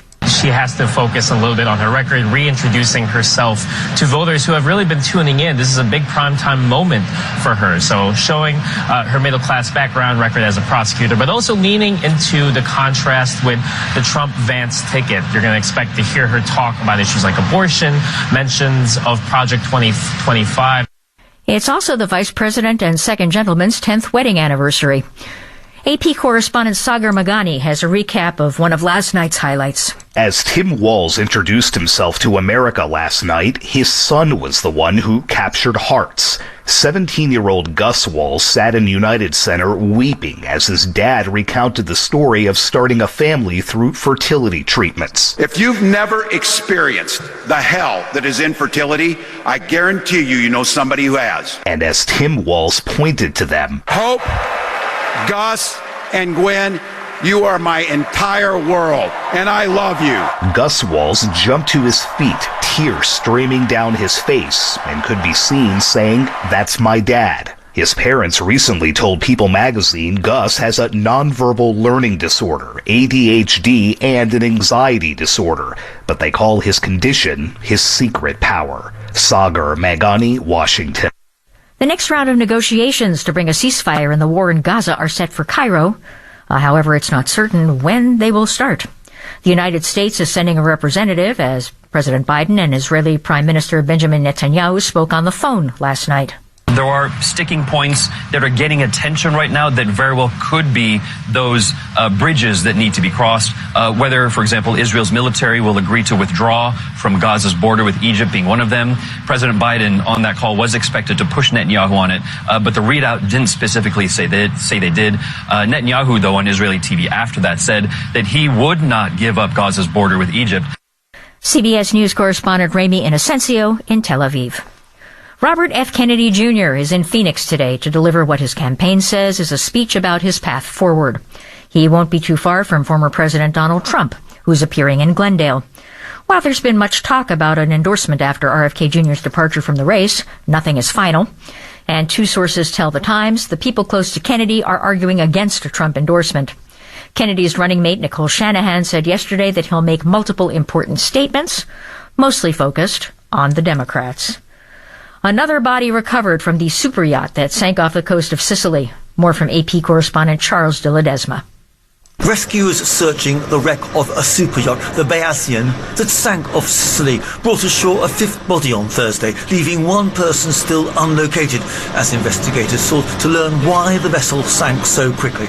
No signs of life have emerged over 4 days of searching the yacht's hull on the seabed over 160 feet underwater. In an interview with Sky News, Giovanni Constantino, CEO of the Italian Sea Group, described the design of the super yacht as being the safest in the most absolute sense. The 6 passengers included British tech magnate Mike Lynch, his 18-year-old daughter, and associates who'd successfully defended him in a recent US federal fraud trial. I'm Charles de Ledesma. WCBS News Time, 5:37.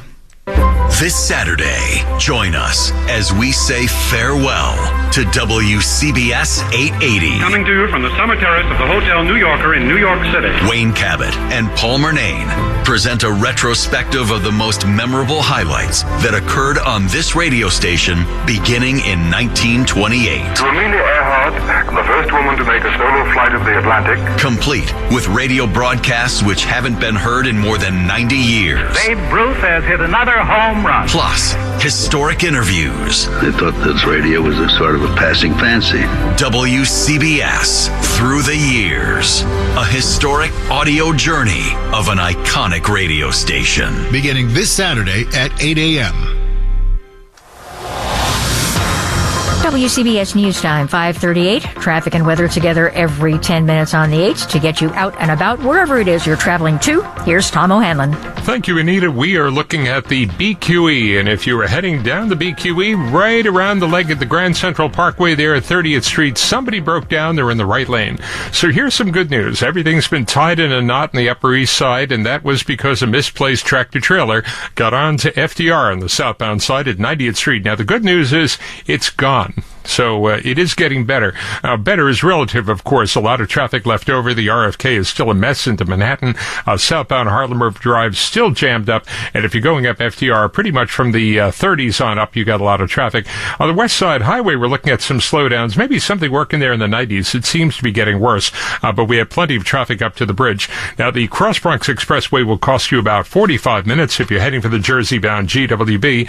At the Lincoln and the Holland, those are each about 25 if you go into New Jersey. Both spurs of the Turnpike are busy down into Route 3. And up and down the Garden State Parkway, the usual traffic volume, not too bad, but between Bloomfield and 78, we're moving along with plenty of traffic. At the Tappan Zee, you've got traffic on the Rockland side feeding up there into West Nyack. I'm Tom O'Hanlon in the WCBS Traffic Center. And now a look at our weather. Another nice evening. Tonight will be mainly clear and comfortable, low 63 in the city, 50s in most suburbs. Tomorrow, delightful with sunshine and a few clouds, high near 80. Tomorrow night, mostly clear, low of 66. Saturday, sunshine much of the time, pleasantly warm, high 83. Sunday, warm and a bit more humid with some sunshine, high 85. Monday, warm and humid with sun at times, an afternoon thunderstorm is possible, high again 85. In Central Park, the humidity is 40%. They're still not telling us the wind speed, the National Weather Service. It's overcast and 75 degrees. WCBS News Time, 540. WCBS News Time, 542. Representative Bill Pascrell, immortalized last night at the DNC by Cory Booker as a powerful pugilist, a Prince of Patterson, has died at the age of 87. Joining us to reflect on his life and legacy and what comes next is Politico New Jersey Playbook editor Matt Friedman. Matt, you spent a long time covering the congressman. What will you personally remember most? I'll really remember him as a fighter, almost literally. I mean, he was quite elderly, really as long as I was covering him, but he always seemed like the kind of guy who was actually ready to scrap. And I think that was really his Patterson roots coming through. It's a pretty scrappy town. And he, there was a congressman who in a conversation with him basically said New Jersey, it just insulted New Jersey, I think, referred to the amount of political corruption in New Jersey in a roundabout way, which, while valid, Pascrell took exception to and basically said, you owe all of New Jersey an apology. And I think the congressman he is arguing with ultimately did issue an apology. But the guy was probably the most vociferous critic of Donald Trump in the New Jersey delegation. And what really struck me about him was he was his record was pretty progressive. He was in a Democratic district, didn't have to worry very much about moderating. But he sounded like a blue-collar guy, a Pattersonian. And it seems like rarer and rarer that you get that type of politician. What do you think his legacy will be? I think that his legacy will be just sort of as one of the chief Democrats in terms of pushing back against Donald Trump. I think he, played a big role in the Traumatic Brain Injury Reauthorization Act. And he really fought against Ticketmaster, which I think, even though his legislation didn't quite make it, I think anyone who's who bought a ticket for a concert and saw the price wasn't as one thing, and then once they get through all the fees and Ticketmaster add-ons, I think it's something a lot of people can relate to, and I think he kind of spoke to the regular people that way. He also had a soft spot for first responders, didn't he? Yeah, and he had a lot of legislation, like the firefighter bills, stuff like that. So yeah, that was a big part of it. For somebody old enough to be my dad, he wielded social media like a sword, yes? Yeah, and I'm sure his staff helped a bit with that, but they really captured his voice, because I've had a lot of shit. I've been to a lot of events with him over many years. I've covered New Jersey politics, and while I don't think he was usually the person typing out those tweets, it did sound like him. This isn't the first time this year a New Jersey congressman has died in office, and then there's the departure of Bob Menendez. What does this mean in terms of seniority for New Jersey lawmakers? It's a big blow to seniority, actually, because, Pascrell had been in there since 1997. And not only that, but he was on the House Ways and Means Committee, which is really, perhaps the most powerful committee in the House. And so that is a big blow to seniority, along with also losing Senator Menendez, who is convicted of corruption. And also Donald Payne dying, who had been in 10 years. It's a big blow to seniority. Will New Jerseyans feel it? I mean, it's not the type of thing you exactly feel, but it factors into things. And it won't be like something you could exactly pinpoint. But yes, the state will lose a little bit of clout in Congress, and that can affect things. Things like, the SALT cap, things like that get a little more difficult. How do you expect the replacement process to play out?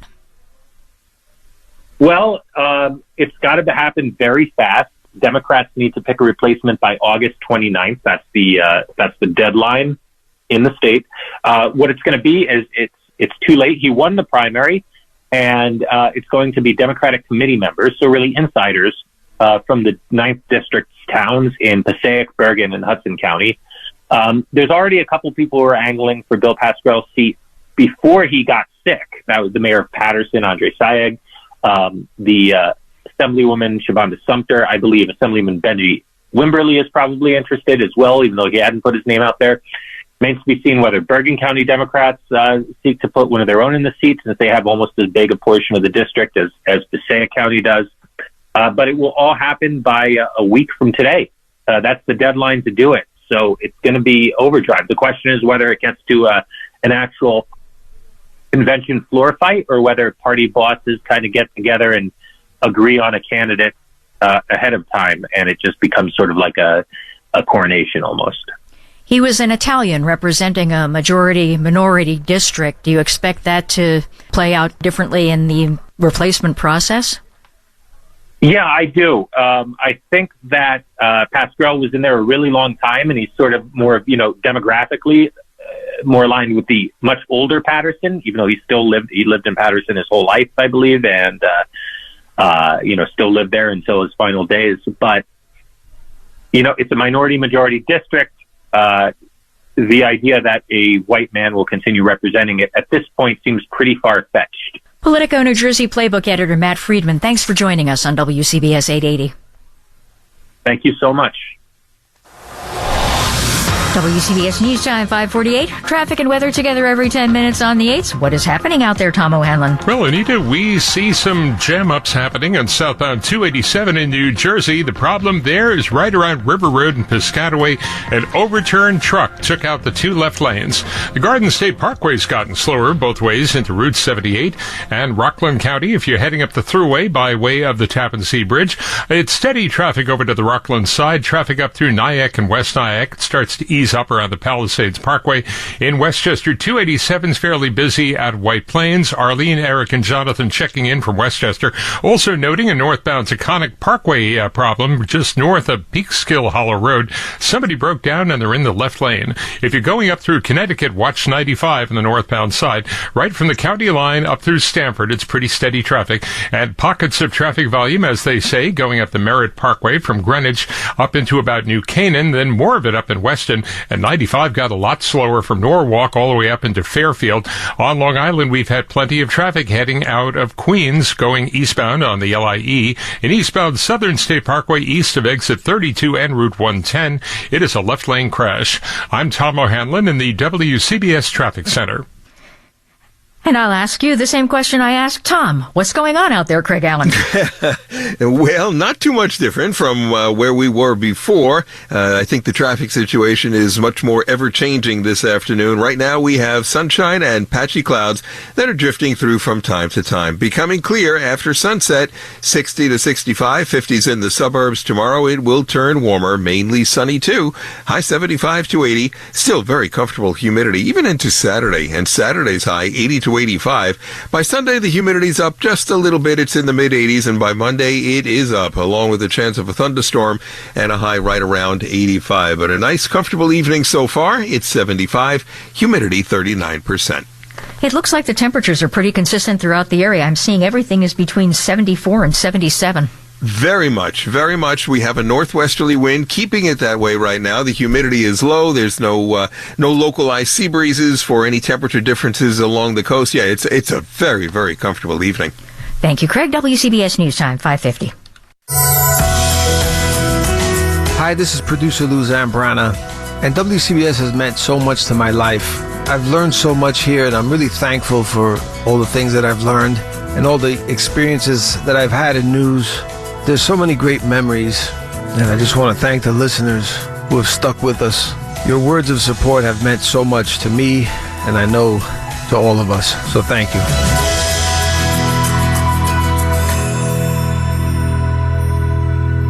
This is how close Lou Zambrana and I are. If I were to throw a rock through the window in this studio, it would hit Lou. Well, if it doesn't bounce off the computer. But I would never want to do that. Now at 5:55, time for Money News from the CBiz Marks Paneth Business Desk. Here's Tracy Jonke. The FDA has approved new COVID vaccines from Moderna and Pfizer. Those companies have permission now to roll out the updated shots in coming days, and they will be available to anyone over the age of 6 months. A majority of people skipped the previous year's versions of the vaccines, and stock in Moderna and Pfizer headed lower, as did most stocks, with most tech firms and Tesla applying the most pressure. The Dow fell 178 points. The Nasdaq dropped 300. The S&P down 50. And these are losses between 0.5% and 1 2/3%. About Tesla, the NTSB is now looking into this week's fiery crash of a Tesla semi in Northern California. And falling sales of Tesla's electric vehicles in Europe have let a competitor's EVs catch up.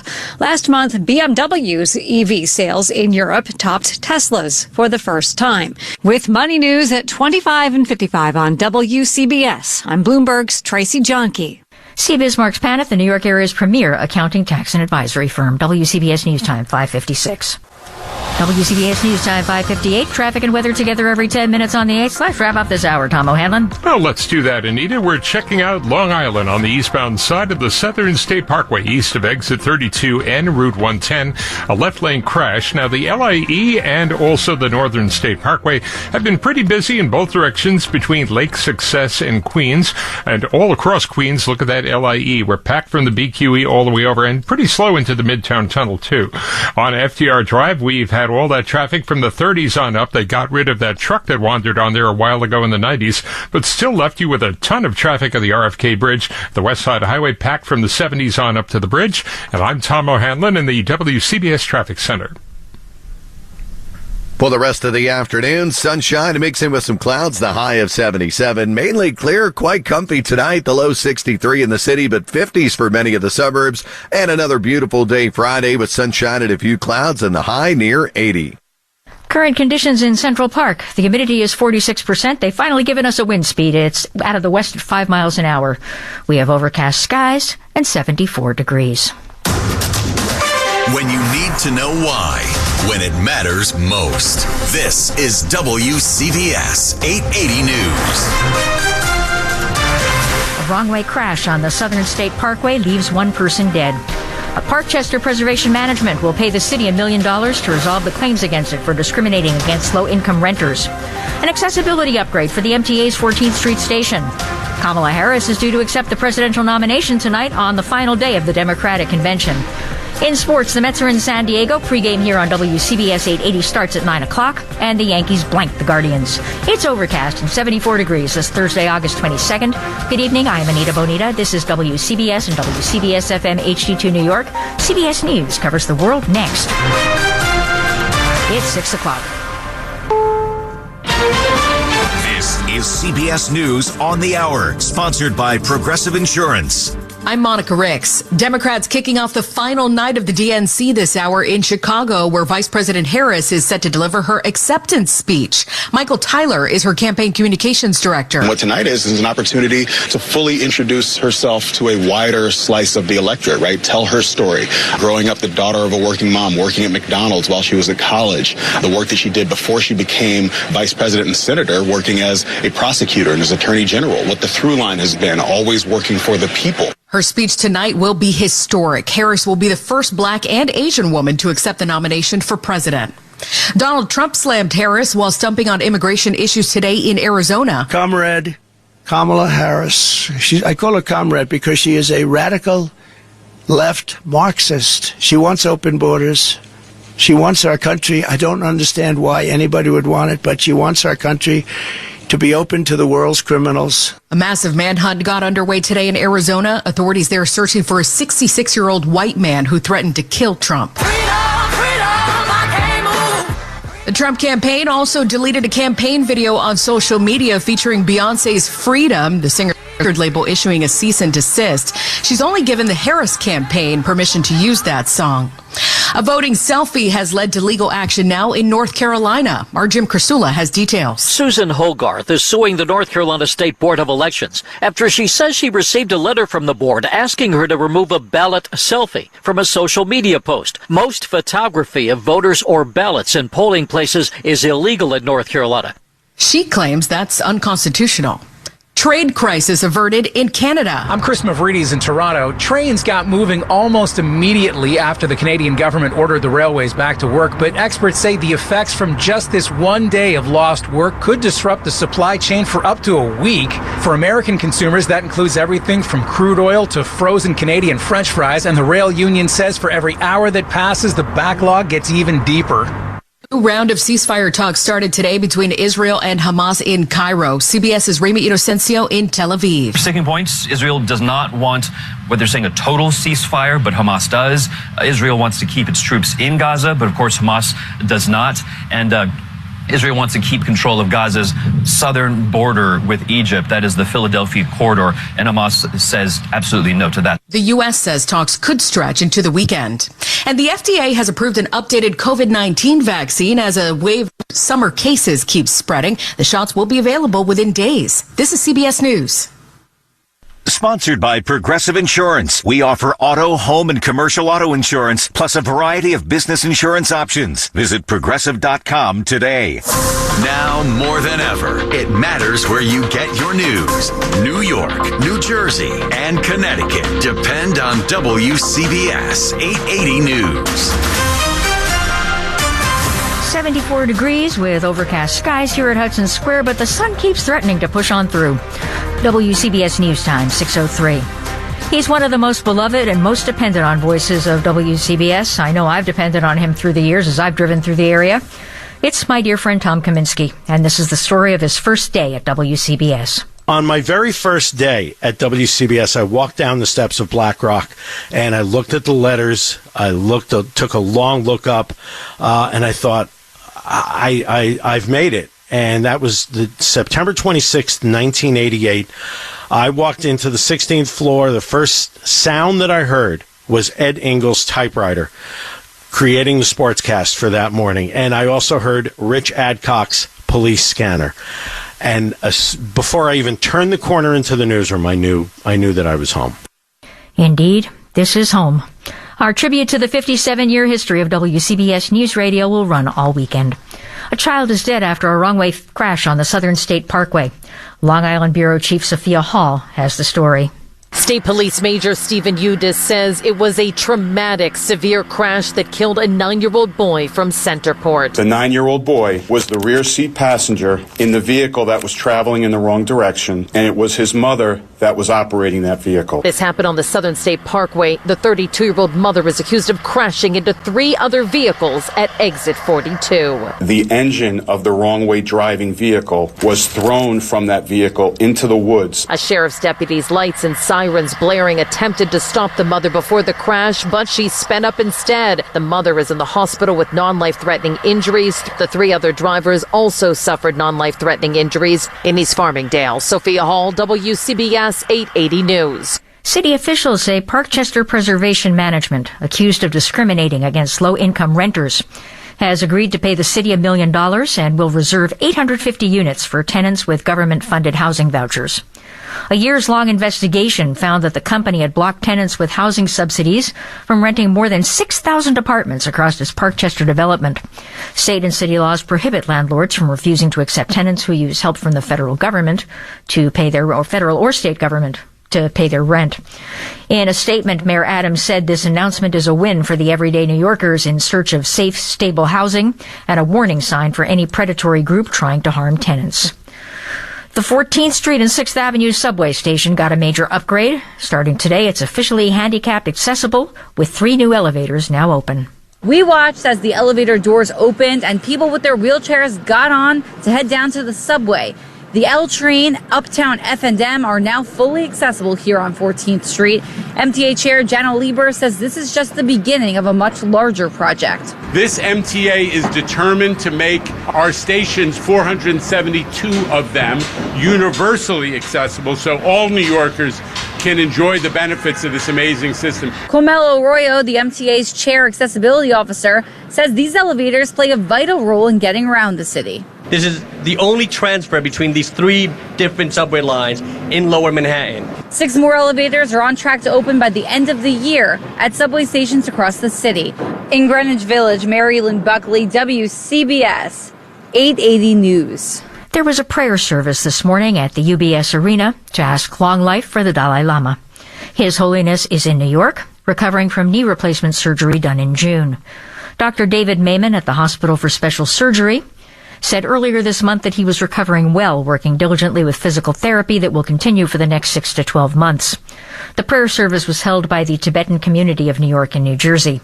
The LIRR said 21 trains would make additional stops at Woodside and Elmont UBS Arena in both directions to accommodate the well-wishers.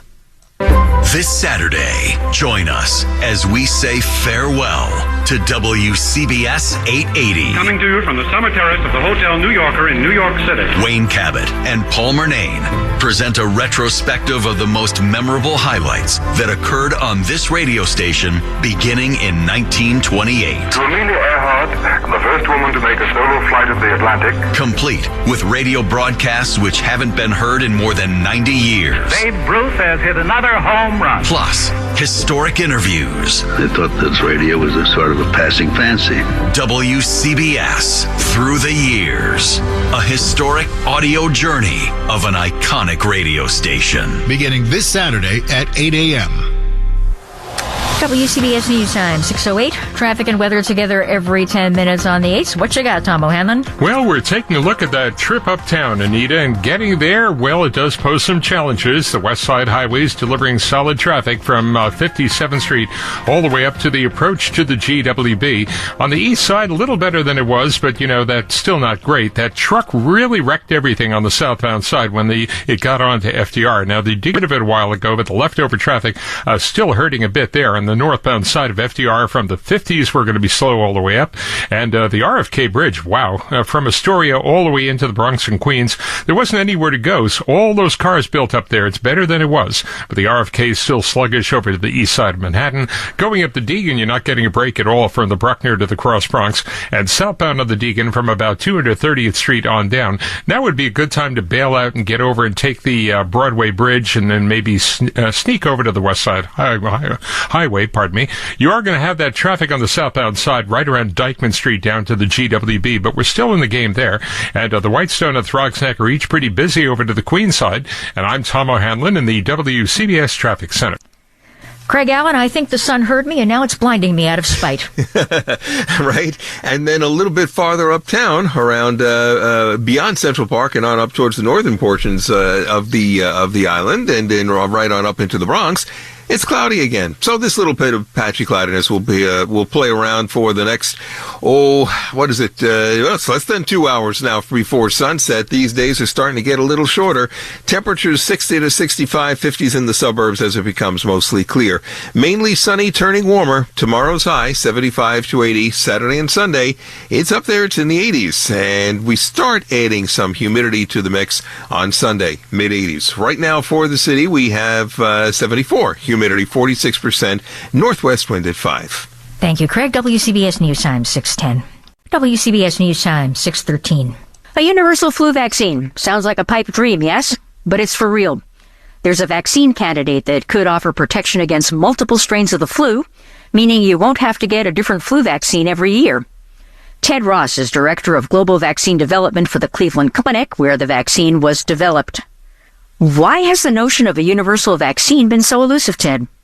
So because the flu virus changes every single season, it's been difficult to make a single vaccine that will work against all different strains of flu. This vaccine used a new method. Tell us about it and how it works. So what we did is we used the computers to analyze all of the influenza viruses that have circulated over the last 100 years to identify the most important regions of the virus to put into our vaccine. And then when we use it to vaccinate an animal model or a host, what we do is we elicit an antibody response that actually neutralizes all different strains of flu, both that circulate every year for seasonal influenza, but also against new strains that emerge, like the new bird flu vaccines, strains that have come out in the last few months. This new method has a name that should strike fear into every virus. What's it called? It's called COBRA. It actually stands for Computationally Optimized Broadly Reactive Antigens. And we can use this not only for influenza, but a lot of other viral pathogens, such as SARS-CoV-2, which is responsible for the COVID virus, and other viruses that are emerging all the time into our populations. How did you test this vaccine? Well, we tested it in small animal models initially, and then we've tested it, or now making it as a manufactured product that we're going to test in human clinical trials in the very near future. When do you expect to launch those clinical trials in humans? Towards the end of 2025 into early 2026. So we're going through the manufacturing process now. We're getting FDA approval, the same process that we had to do for the COVID vaccines. And then we'll be able to determine in people whether or not we see the same results that we saw in our animal models. Are you working with other institutions or organizations internationally? We are. This particular program is part of a NIH, European Union, and the government of India have all contributed to help us develop this vaccine. It will be tested in the United States, in Europe, as well as in India. So it gives us a wide variety of populations which we can test this vaccine in to see how effective it is against protecting people against influenza. And how confident are you that the results that you saw in mice is going to carry over into humans? Well, we're very confident, and we think we've been able to demonstrate very effectively in mice and other animal models that this is a protective vaccine, and we will see the same responses in people that we've been seeing in these small animal hosts. Ted Ross, Cleveland Clinic Director of Global Vaccine Development, thanks for joining us on WCBS 880. Thank you very much. E-bikes, lithium-ion batteries, and fire. Too often, they all go together. And in Queens, there's an e-bike store which has now caught fire twice. The blaze here in the garage storage of King's electric scooter, the second in 18 months. And now dozens of smoldering e-bikes are here on the sidewalk on Jamaica Avenue. It's just yards from where Peter Genty lives. I asked him if he's worried about all this. I mean, yeah, because you know what's going on. It could hurt other people, that's all. They just got to protect their stuff better, that's it. 2 times, that means something wrong, really bad. Alexa Lee, her house is 100 yards away, saying it is a good business and she hopes they stay here. Honestly, I wasn't really worried about that when I saw these guys open because they were always very careful. They were always working here. I'm watching fire marshals doing their work here. It seems they're focusing on an outlet in this garage area. From Richmond Hill, Queens, Glenn Schuck, WCBS 880 News. Home sales are up. Sales of previously occupied homes ended a 4-month lull in July, rising 1.3% to $3.95 million annually. That's according to the National Association of Realtors. That's slightly higher than economists were expecting. The uptick is attributed to more properties coming on the market. The supply is up nearly 20% from last July. Lawrence Yun, the NAR's chief economist, says home sales are still sluggish, but consumers are definitely seeing more choices and affordability is improving. The average rate on a 30-year loan, around 6.5%, is the lowest in more than a year. With a cooling job market and waning inflation, there's a higher expectation that the Federal Reserve will cut its benchmark interest rate next month for the first time in 4 years. I'm Jennifer King. WCBS News Time, 6:18. Traffic and weather together every 10 minutes on the 8s. And you are sponsored by Security Dodge. Tom O'Hanlon. Shop 24/7 at securitydodge.com. All right, Anita, let's go to New Jersey. We have a breakdown on the turnpike on the inner roadway on the southbound side, south of Interchange 13, the Goethals Bridge in Linden, the right lane, and the shoulder are blocked. Now, the Goethals Bridge does have some delays into Staten Island, too. And on the Staten Island Expressway westbound, you've got plenty of company from the Verrazano Bridge over to 440. Southbound on 287, right around River Road, Piscataway, an overturned truck took out the 2 left lanes. And also looking at your ride in Rockland County, we have been following it across the Tappan Zee. It's getting the job done. It's busier now from Elmsford over into Tarrytown. Across the bridge, you've got steady traffic, but it is moving, and it goes up the thruway pretty much until you get to Spring Valley, and then it looks like you're clean and green there. In Westchester, eastbound of Cross County, it's pretty heavy into the Hutch, and in Connecticut, northbound on 95, you're busy going up through Greenwich and Stamford, and then busier from Norwalk to Westport and up into Fairfield. Going up the Merritt, we're slow as you're working your way up from Greenwich into Stamford and also in Wilton. I'm Tom O'Hanlon in the WCBS Traffic Center.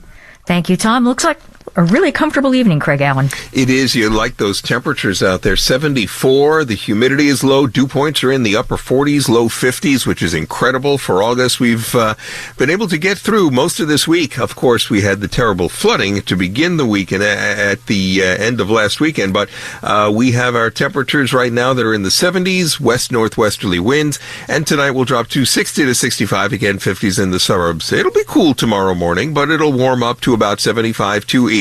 A degree or two higher than today. And then Saturday and Sunday, 80 to 85 for Saturday, mid-80s on Sunday, so a couple degrees either side of 85, let's figure.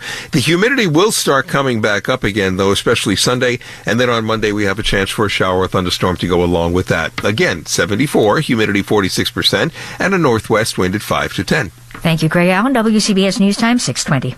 WCBS News Time, 6:22. A little park in Nolita is getting last-minute support from some big names. If Mayor Adams came to the Elizabeth Street Garden, you'd see a sense of community, a sense of nature and green space, and then really a work of art. That's Garden Director Joseph Reaver, continuing to fight an eviction notice for the space that's open to the public, an oasis that's hosted poetry readings, weddings, even movie nights.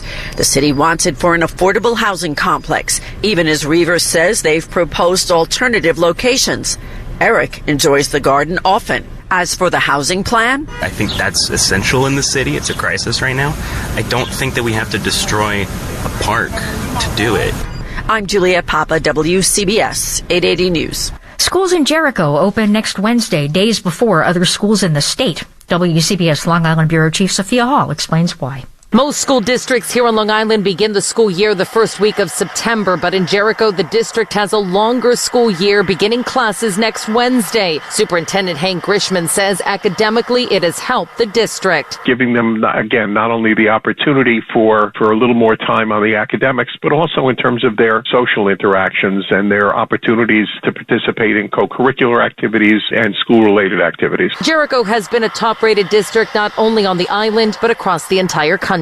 Our school is literally active for an hour before school till hours after school in terms of our kids' involvement in clubs and sports activities. On Long Island, Sophia Hall, WCBS 880 News. The Connecticut Board of Education is calling on districts to come up with their own policies regarding the use of cell phones.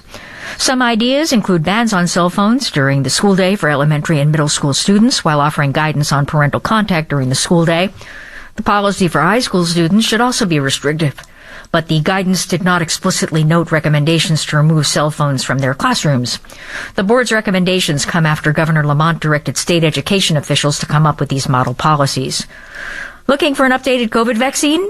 You're in luck. The FDA has now formally signed off on updated versions of the Moderna and Pfizer COVID shots as part of the now annual process to revising the vaccines to target more recent variants of the virus. Shots are expected to be available nationwide in the coming days. CBS News reporter Alexander Tin. Hey, it's Mac Rosenberg with WCBS since 2018. You know, this place has many meanings for me. It's a mix of friends, family, and telling the stories that matter to you. And the stories that make you curious, that make you think. More than just the headlines, you might say. Yeah, that's been the mission since day one, and it's been an honor to work with and emulate the people I grew up listening to. The people and the relationships make the job. At 6:25, time now for Money News on WCBS, sponsored by Eisner-Amper. Here's Bloomberg's Tracy Jonke. Walmart's answer to Amazon Prime is adding a new perk in hopes of perking up its subscriber numbers. Walmart Plus is launching discounts for Burger King customers, 25% off every online order, and a free Whopper every 3 months. The Wall Street Journal reports Walmart Plus member growth has stalled, and the 8 million members include 1 million Walmart employees who get it for free. Today's Wall Street retreat, one of only a handful this month, was the biggest in a couple weeks. The Dow fell 178 points. The Nasdaq down 300. The S&P down 50. And the losses are between 0.5% and 1 2/3%. Fed speculation gets some of the blame. It wasn't about whether the Federal Reserve will cut interest rates in September, but by how much. Fed speakers today were talking about starting small. With Money News at 25 and 55 on WCBS, I'm Bloomberg's Tracy Jonke.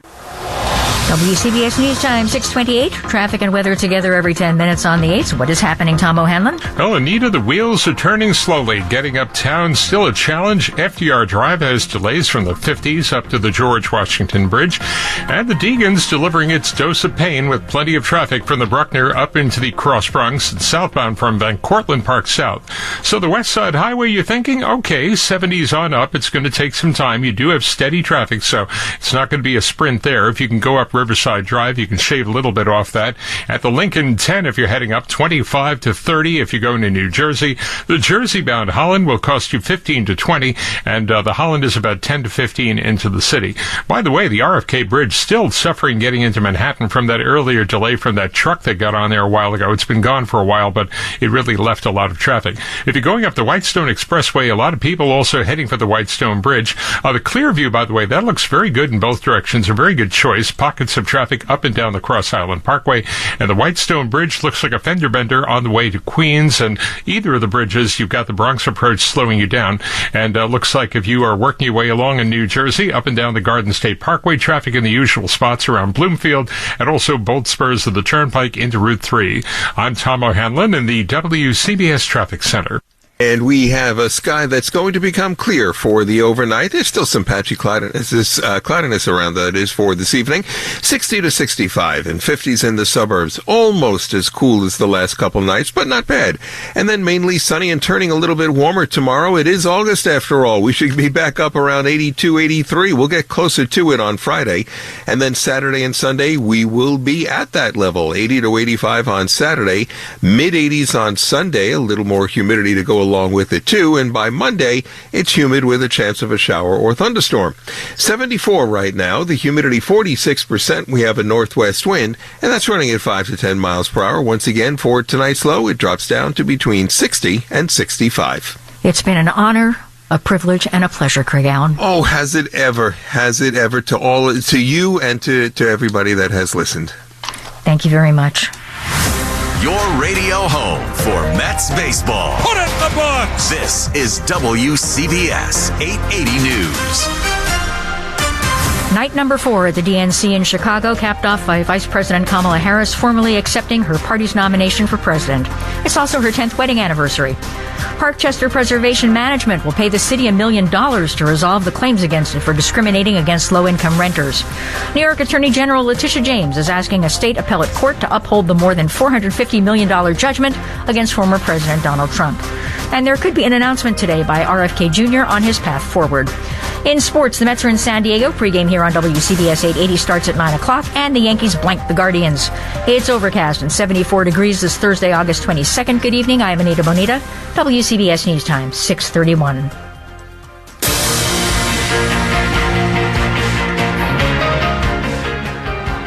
He is one of the most beloved and most dependent on voices of WCBS. It's Tom Kaminsky. And this is the story of his very first day at WCBS. On my very first day at WCBS, I walked down the steps of Black Rock, and I looked at the letters. Took a long look up, and I thought, I've made it. And that was the September 26th, 1988. I walked into the 16th floor. The first sound that I heard was Ed Engel's typewriter, creating the sportscast for that morning. And I also heard Rich Adcock's police scanner. And before I even turned the corner into the newsroom, I knew that I was home. Our tribute to the 57-year history of WCBS News Radio will run all weekend. City officials say Parkchester Preservation Management, accused of discriminating against low-income renters, has agreed to pay the city $1 million and will reserve 850 units for tenants with government-funded housing vouchers. A years-long investigation found that the company had blocked tenants with housing subsidies from renting more than 6,000 apartments across its Parkchester development. State and city laws prohibit landlords from refusing to accept tenants who use help from the government to pay their rent. In a statement, Mayor Adams said this announcement is a win for the everyday New Yorkers in search of safe, stable housing and a warning sign for any predatory group trying to harm tenants. Late last night, the New York Attorney General's office made a legal filing asking a state appellate court to uphold the more than $450 million civil fraud judgment against former President Donald Trump. Attorney General Letitia James said the punishment was needed to protect the integrity of the marketplace. The ruling by Justice Arthur Engoron said the former president had conspired to inflate the value of his properties so he could receive favorable loans and other financial benefits. The Attorney General's office argued that he'd exaggerated his net worth by as much as $2.2 billion in any given year. The former president had appealed the judgment, saying it was excessive, and his habitual exaggerations were just business as usual. The appeals court will hear oral arguments on September 26th. The decision could come by the end of the year. If the judgment is upheld, the former president could find his cash reserves erased and some of his namesake properties subject to seizure. Campaign 2024, the Democratic National Convention on WCBS. Tonight, Vice President Kamala Harris will speak to close out the Democratic National Convention, accepting her party's nomination for president. CBS News campaign reporter Aaron Navarro is in Chicago previewing the speech. She has to focus a little bit on her record, reintroducing herself to voters who have really been tuning in. This is a big primetime moment for her. So showing her middle-class background record as a prosecutor, but also leaning into the contrast with the Trump-Vance ticket. You're going to expect to hear her talk about issues like abortion, mentions of Project 2025. It's also the Vice President and Second Gentleman's 10th wedding anniversary. I'm sure that's going to get a shout-out. AP correspondent Sagar Magani has a recap of one of last night's highlights. As Tim Walz introduced himself to America last night, his son was the one who captured hearts. 17-year-old Gus Walz sat in United Center weeping as his dad recounted the story of starting a family through fertility treatments. If you've never experienced the hell that is infertility, I guarantee you know somebody who has. And as Tim Walz pointed to them, Hope, Gus, and Gwen, you are my entire world, and I love you. Gus Walz jumped to his feet, tears streaming down his face, and could be seen saying, "That's my dad." His parents recently told People magazine Gus has a nonverbal learning disorder, ADHD, and an anxiety disorder, but they call his condition his secret power. Sagar Magani, Washington. Robert F. Kennedy Jr.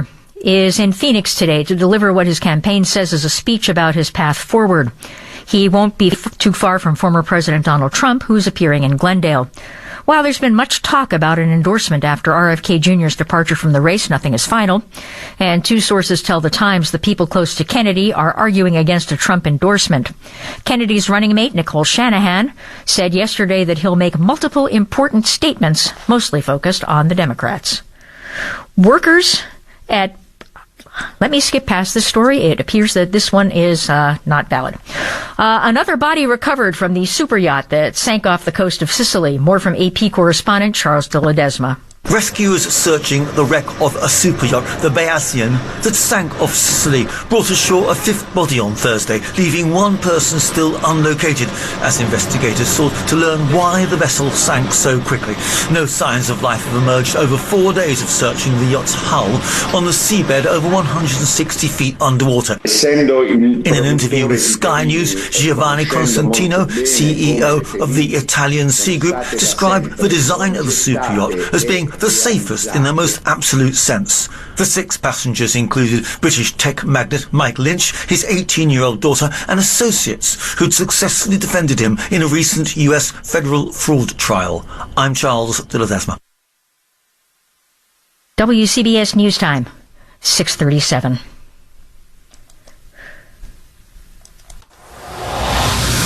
WCBS News Time, 6:38. Traffic and weather together every 10 minutes on the 8s. What you got, Tom O'Hanlon? Well, Anita, we are looking at those delays on the southbound side of the turnpike. It is busy from 78 down past Newark Liberty Airport into Elizabeth, and still some lingering stop and go in the Garden State Parkway both ways between 78 and Route 3. At the inbound GWB upper level, about 20 minutes, a little better in the lower at 15. And from the Palisades Parkway, we'll call it 5 to 10. 15 from Route 4, by the way. At the outbound GWB, still a 45-minute creep-along fest on the Cross Bronx Expressway.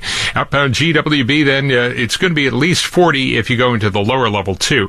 Now, the Lincoln Tunnel, about 30 if you're coming in, 10 heading for New Jersey. The inbound Holland, 10 to 15. The outbound Holland is about 20.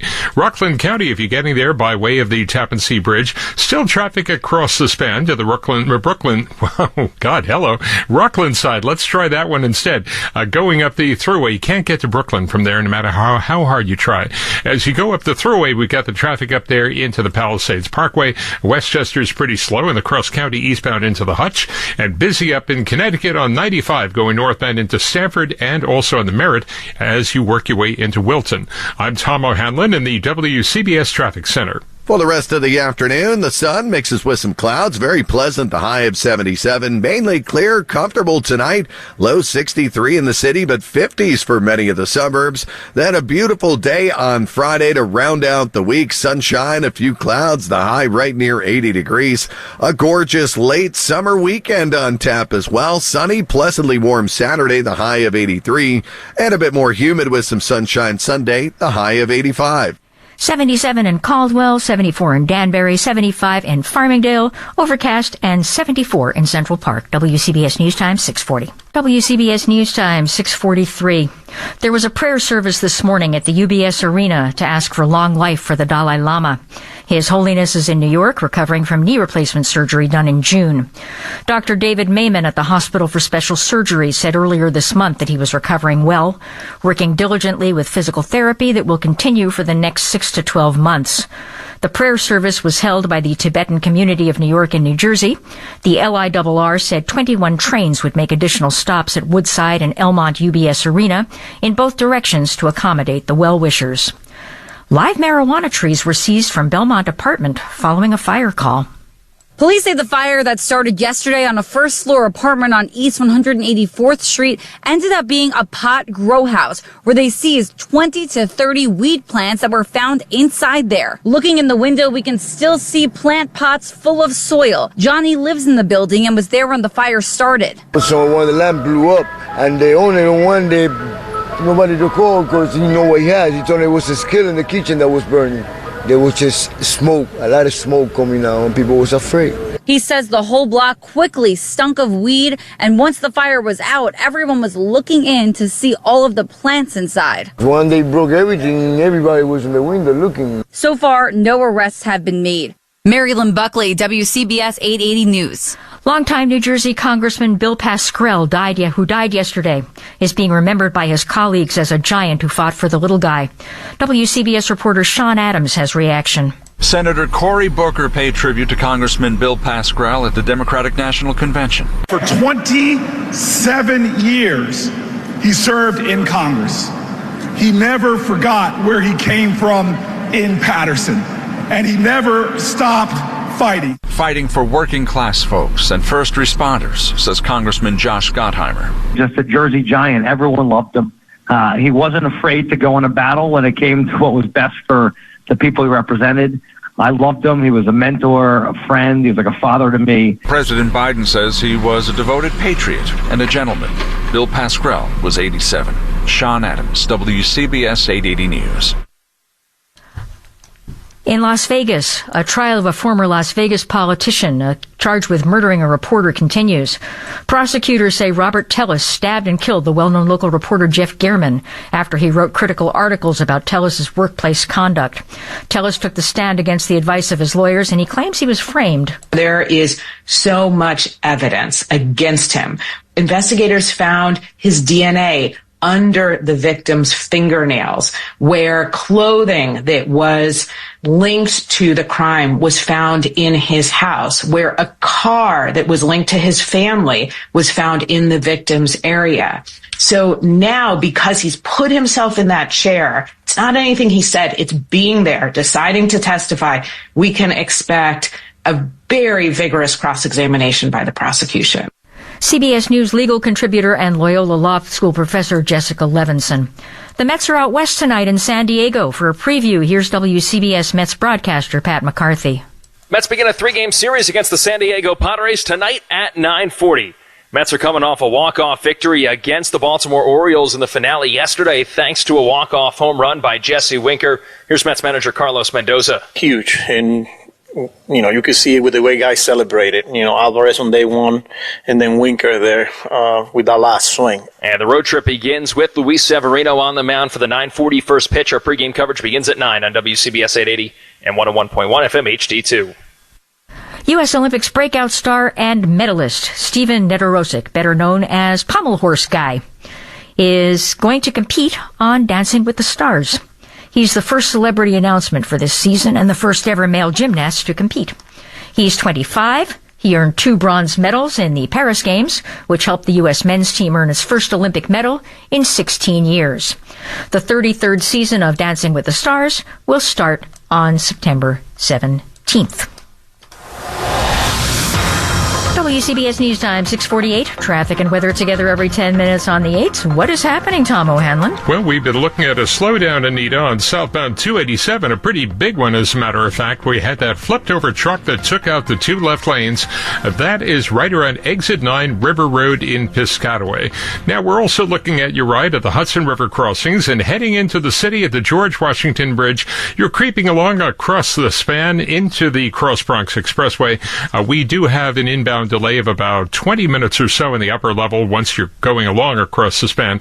It's 15 on the lower if you want to shave that off a little, and still about 45 minutes going out at the Cross Bronx. At the Lincoln Tunnel heading in, we're looking at about 20, and the outbound side it's 25, and about the same thing at the Lincoln Tunnel. Now, also in Connecticut on the northbound side of the Merritt, you will be happy to know that before exit 53, they got rid of an accident involving a tractor trailer that had taken out the right lane, so things are getting better. And over the Long Island, the LIE and the Northern State Parkway eastbound out of Queens, we've been busy, still busy all across Queens on the LIE from the BQE out into Nassau County, and going up the West Side Highway from 57th Street on up, it's still pretty slow. FDR Drive and Harlem River Drive, delays start in the 50s and continue all the way up to the bridge. I'm Tom O'Hanlon in the WCBS Traffic Center. For the rest of the afternoon, some sunshine mixing with some clouds, but a beautiful late afternoon and early evening, the high of 77. Tonight, under mainly clear skies, it'll be a comfortable night, the low down to 63 in the city, but 50s for most suburbs. A beautiful day to round out the week on our Friday. Sunshine, a few clouds, the high near 80 degrees. Then a gorgeous late summer weekend on tap for us. Sunny, pleasantly warm on Saturday, the high of 83.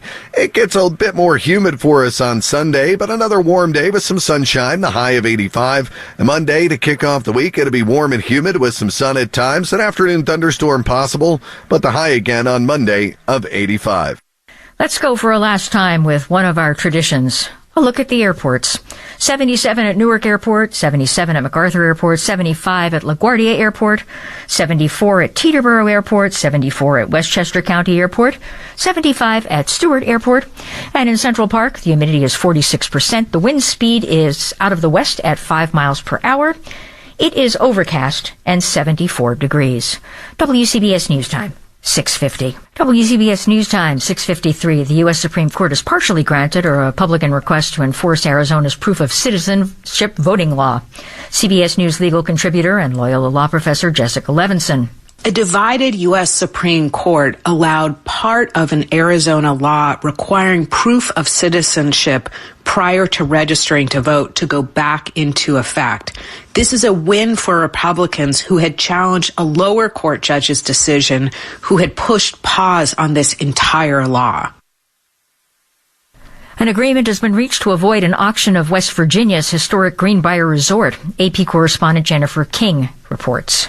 The family of West Virginia Governor and Republican Senate candidate Jim Justice have reached a deal that avoids a foreclosure on the 60-acre Greenbrier Resort. The rambling hotel in White Sulphur Springs, known for golf, mineral water, and a historic underground bunker, came under threat of auction after J.P. Morgan Chase sold the remainder of a long-standing loan to a collection company. In a statement, the Justice family says it has reached an agreement with Beltway Capital to receive a specific amount to be paid in full by October 24th. A separate auction involving the residential Greenbrier Sporting Club and $300 million in bank loans has been delayed in court. Jim Justice bought the resort out of bankruptcy from the CSX Rail Company in 2009, but since his election in 2017, his daughter Jill Justice has been running the company. The resort was hit by flood damage in 2016 and pandemic shutdowns in 2020. I'm Jennifer King.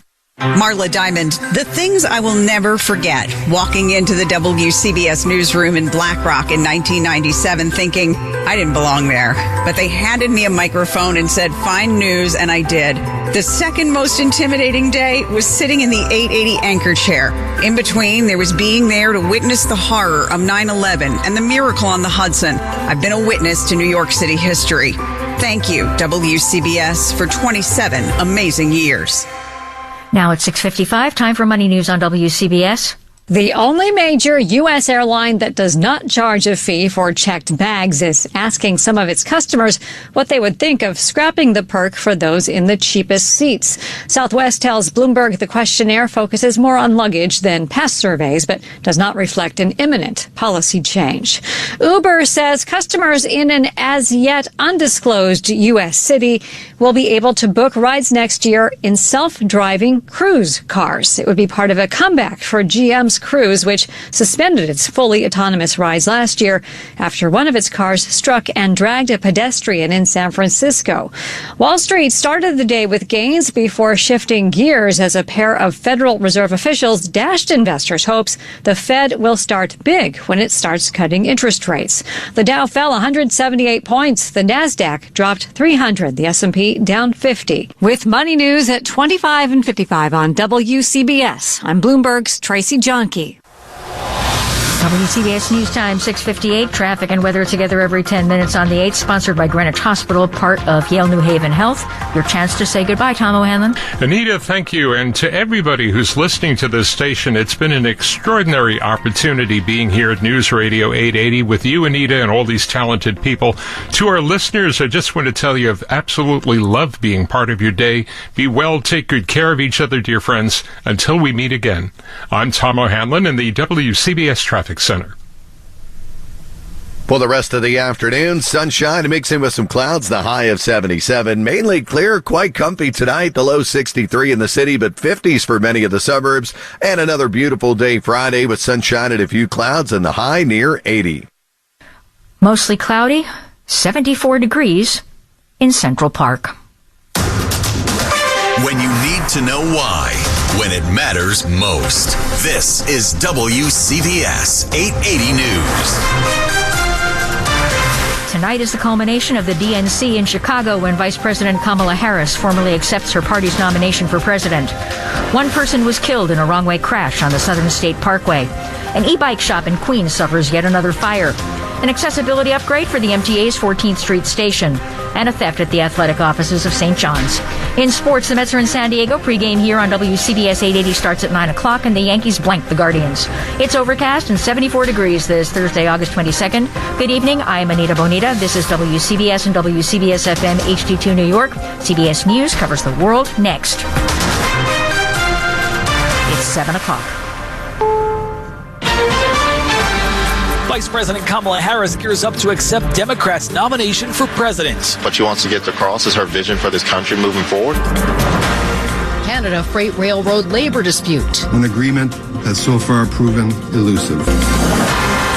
Indictment in deadliest human smuggling attempt. We are certainly going to aggressively prosecute. I'm Jennifer Kuiper. And I'm Matt Piper at the Democratic National Convention in Chicago. This is the CBS World News Roundup Late Edition.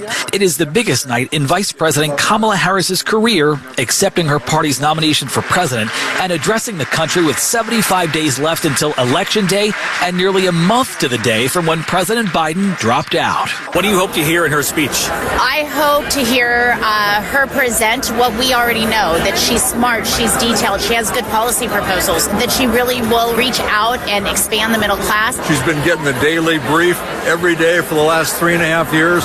She's ready to go, she's capable, and she's got the right heart and the right ethics. Tonight's theme is For Our Future, and it will feature former politicians from Gabby Giffords to Republican Adam Kinzinger. On the entertainment side, Kerry Washington will host with performances by The Chicks and Pink. Jennifer? Former President Donald Trump has spent time in Arizona today, touring the southern border and meeting with local sheriffs. He's touting his promise to finish building the wall while criticizing Democratic nominee Vice President Kamala Harris. She will never build the wall. She doesn't want to build the wall. She's only saying if she changes her mind, it's only because she wants to get elected, because who wouldn't want to have a strong border? You need strong borders and strong elections, and we have neither. Trump will stump in Glendale, Arizona and Las Vegas tomorrow. The U.S. Supreme Court has partially granted a Republican request to enforce Arizona's proof of citizenship voting law. CBS News legal contributor Jessica Levinson. The divided U.S. Supreme Court allowed part of an Arizona law requiring proof of citizenship prior to registering to vote to go back into effect.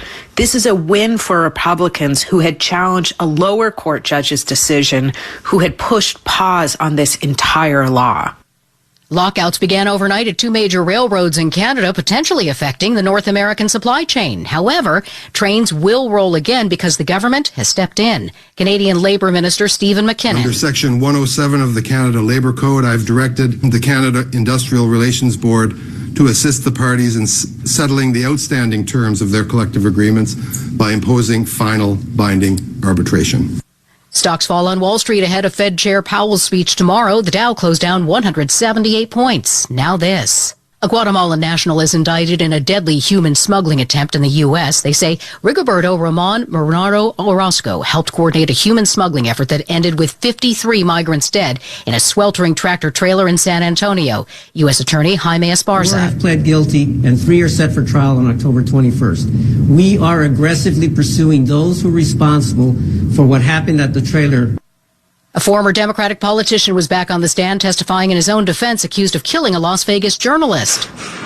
Former Clark County Public Administrator Robert Tellis cried while testifying in his murder trial for a second day. He again told the jury he's innocent and did not kill reporter Jeff Gehrman after he wrote unflattering articles about him in the Las Vegas Review-Journal. I've never beat anybody up. I've never killed anybody. The trial is expected to wrap up tomorrow. Wendy Gillette, CBS News. You're listening to the CBS World News Roundup. The FDA has approved this season's updated COVID shots. CBS's Alexander Tin with more. The rollout of the shots is starting earlier this year compared to last year. That's in hopes of giving more lead time for vaccinators to prepare to give the shots alongside flu vaccines by this October, ahead of the fall and winter respiratory virus season.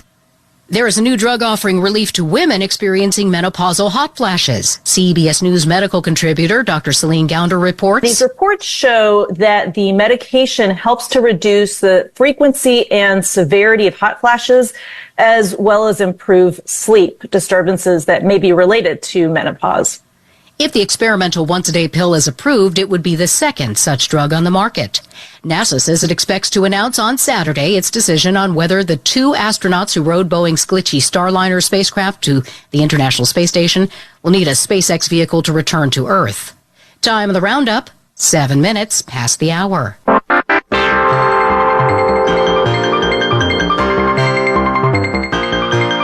WCBS News Time, 7:08. Traffic and weather together every 10 minutes on the 8th. Buonasera, Signor Ferro. Area and beyond. Hey there, Anita. If you're traveling eastbound on the LIE, this is over by the Seafood Oyster Bay. We do have some delays as you continue to travel over by the Seafood Oyster Bay. That's exit 44. Now, westbound delays are out there as well as you travel in Nassau County over by the area of Shelter Rock Road and also over by the Roslyn Road area on the westbound Northern State Parkway. That's going to be very slow. Whitestone, Throgs Neck, Triborough, all slow, Queensbound still. And the West Side Highway from 79th Street up to the George Washington Bridge, still seeing big delays there. You have slowdowns on the northbound, southbound FDR right around 96th Street. The outbound Lincoln and Holland still about 25 minutes. And we still have delays on the southbound side of the Turnpike heading down towards Interchange 13. Look out for slowdowns over in Piscataway. The crash has cleared over by exit 9 on 287, but residual delays remain. Andre Ferro, WCBS Traffic Center.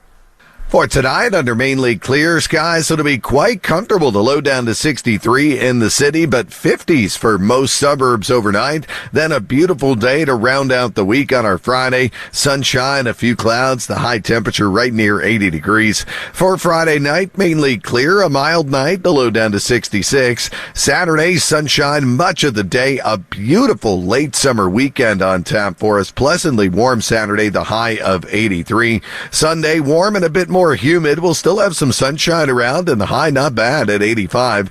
And Monday, warm and humid to kick off the new week. We'll have some sun at times, but watch for an afternoon thunderstorm, the high of 85. I'm AccuWeather meteorologist Jason Caterina. 74 degrees in Central Park, WCBS News Time, 7:10.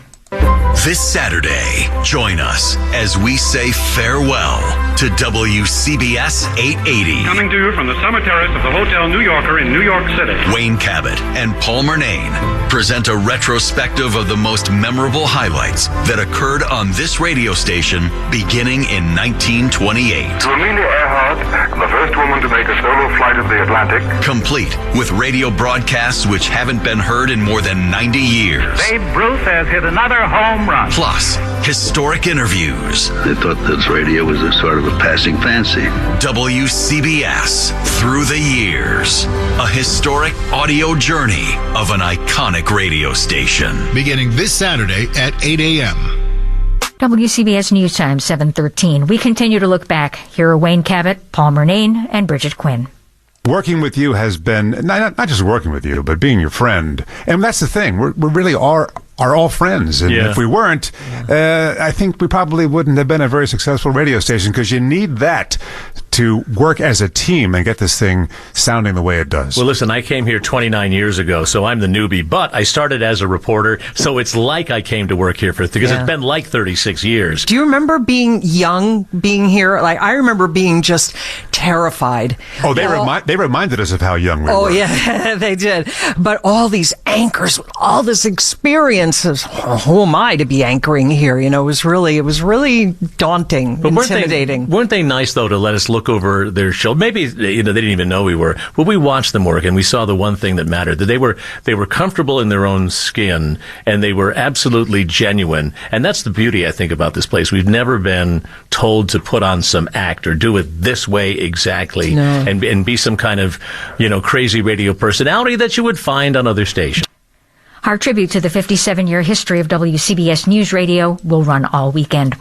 One person is dead after a wrong-way crash on the Southern State Parkway. WCBS Long Island Bureau Chief Sophia Hall has the story. The crash was so horrific on the Southern State Parkway at exit 42. The engine of the SUV that the 9-year-old boy was in flew out of the vehicle and into the woods. State Police Major Stephen Udis says the child was pronounced dead a short time later. The 9-year-old was the rear seat passenger in the vehicle that was traveling in the wrong direction, and it was his mother that was operating that vehicle. Suffolk County Undersheriff John Becker says 4 vehicles in total were involved in the crash. The 32-year-old mother from Centerport and the 3 other drivers suffered non-life-threatening injuries. A deputy saw the mother driving in the wrong direction. Activated his lights and sirens. The vehicle failed to stop and continued going in the wrong direction. In East Farmingdale, Sophia Hall, WCBS 880 News.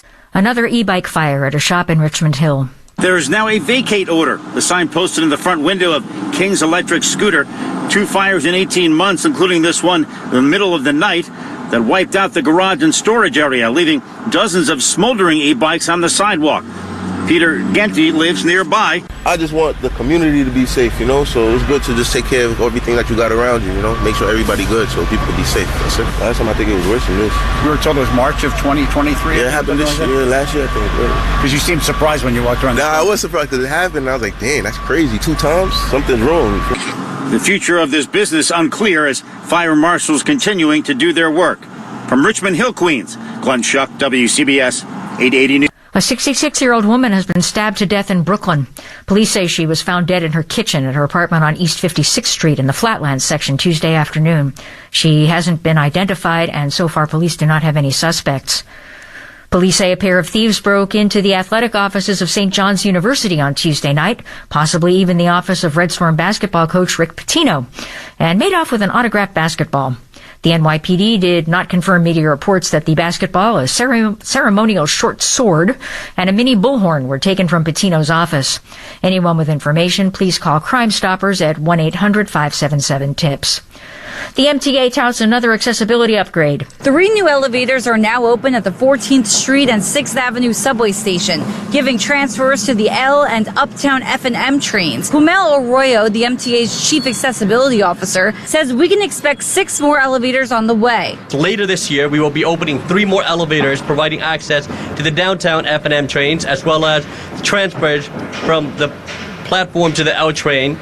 Following that, we will close out the project with the final 3 elevators to make 7th Avenue line accessible. MTA Chair Jano Lieber says this is a 36-month-long construction project. This construction operation is setting records for coming in on budget and on schedule. That's the case with this project. In Greenwich Village, Mary Lynn Buckley, WCBS 880 News. WCBS News Time, 7:18.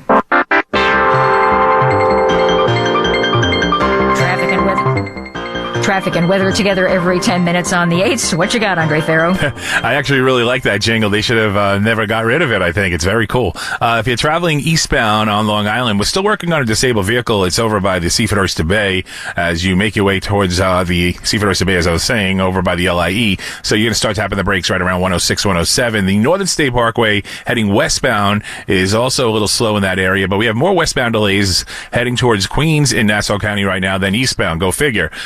Right around Glen Cove Road, you're slow on the westbound LIE, and then it gets busy again right around Little Neck Parkway. Westbound Northern State Parkway is slow passing the North Shore Towers, heading towards the Queens border. And keep in mind, up ahead, you have that long-term road work waiting for you over by Alley Pond Park. You want to take it slow through there. Eastbound, westbound Southern State Parkway slow by Eagle Avenue. Still seeing big delays on the northbound, southbound Van Wyck heading up towards Atlantic Avenue. The eastbound Grand Central Jewel Avenue to the Q is slow. Eastbound LIE from at least Maurice Avenue to the Clearview is bumper to bumper still. And the big delays continue across the span of the Whitestone, Throgs Neck, and Triborough. You hit the trifecta, all 3 slow entering Queens, and the westbound delays continue on the Grand Central Parkway right around 94th Street near LaGuardia. We're still working on a disabled vehicle southbound Interchange 13 in New Jersey as you pass Newark Airport and the Newark Bay Extension. Andre Farrow, WCBS Traffic Center. Tonight, it'll be mainly clear, quite comfortable. The low down to 63 in the city, but it's 50s for most of the suburbs overnight. Then a beautiful day to round out the week on our Friday. Delightful with sunshine and a few clouds, the high near 80 degrees. For Friday night, mostly clear, a mild night, the low down to 66. A gorgeous late summer weekend on tap, starting with Saturday. Sunshine much of the day, pleasantly warm, the high of 83. A warm day for Sunday, a bit more humid as well, but we'll have some sunshine, the high moving up to 85. Then Monday, it'll be warm and humid to kick off the new week with some sunshine at times. Watch for an afternoon thunderstorm, the high again of 85 on Monday. I'm AccuWeather meteorologist Jason Caterina. 74 degrees in Central Park. WCBS News Time 720. WCBS News Time 722. Hi, this is producer Lou Zambrana, and WCBS has meant so much to my life. I've learned so much here, and I'm really thankful for all the things that I've learned and all the experiences that I've had in news. There's so many great memories, and I just want to thank the listeners who have stuck with us. Your words of support have meant so much to me, and I know to all of us, so thank you. Sophia Hall. I just want to thank everyone for taking the time out of their busy schedules to make us a part of your day for all these years. I met two of my good friends after interviewing them for stories.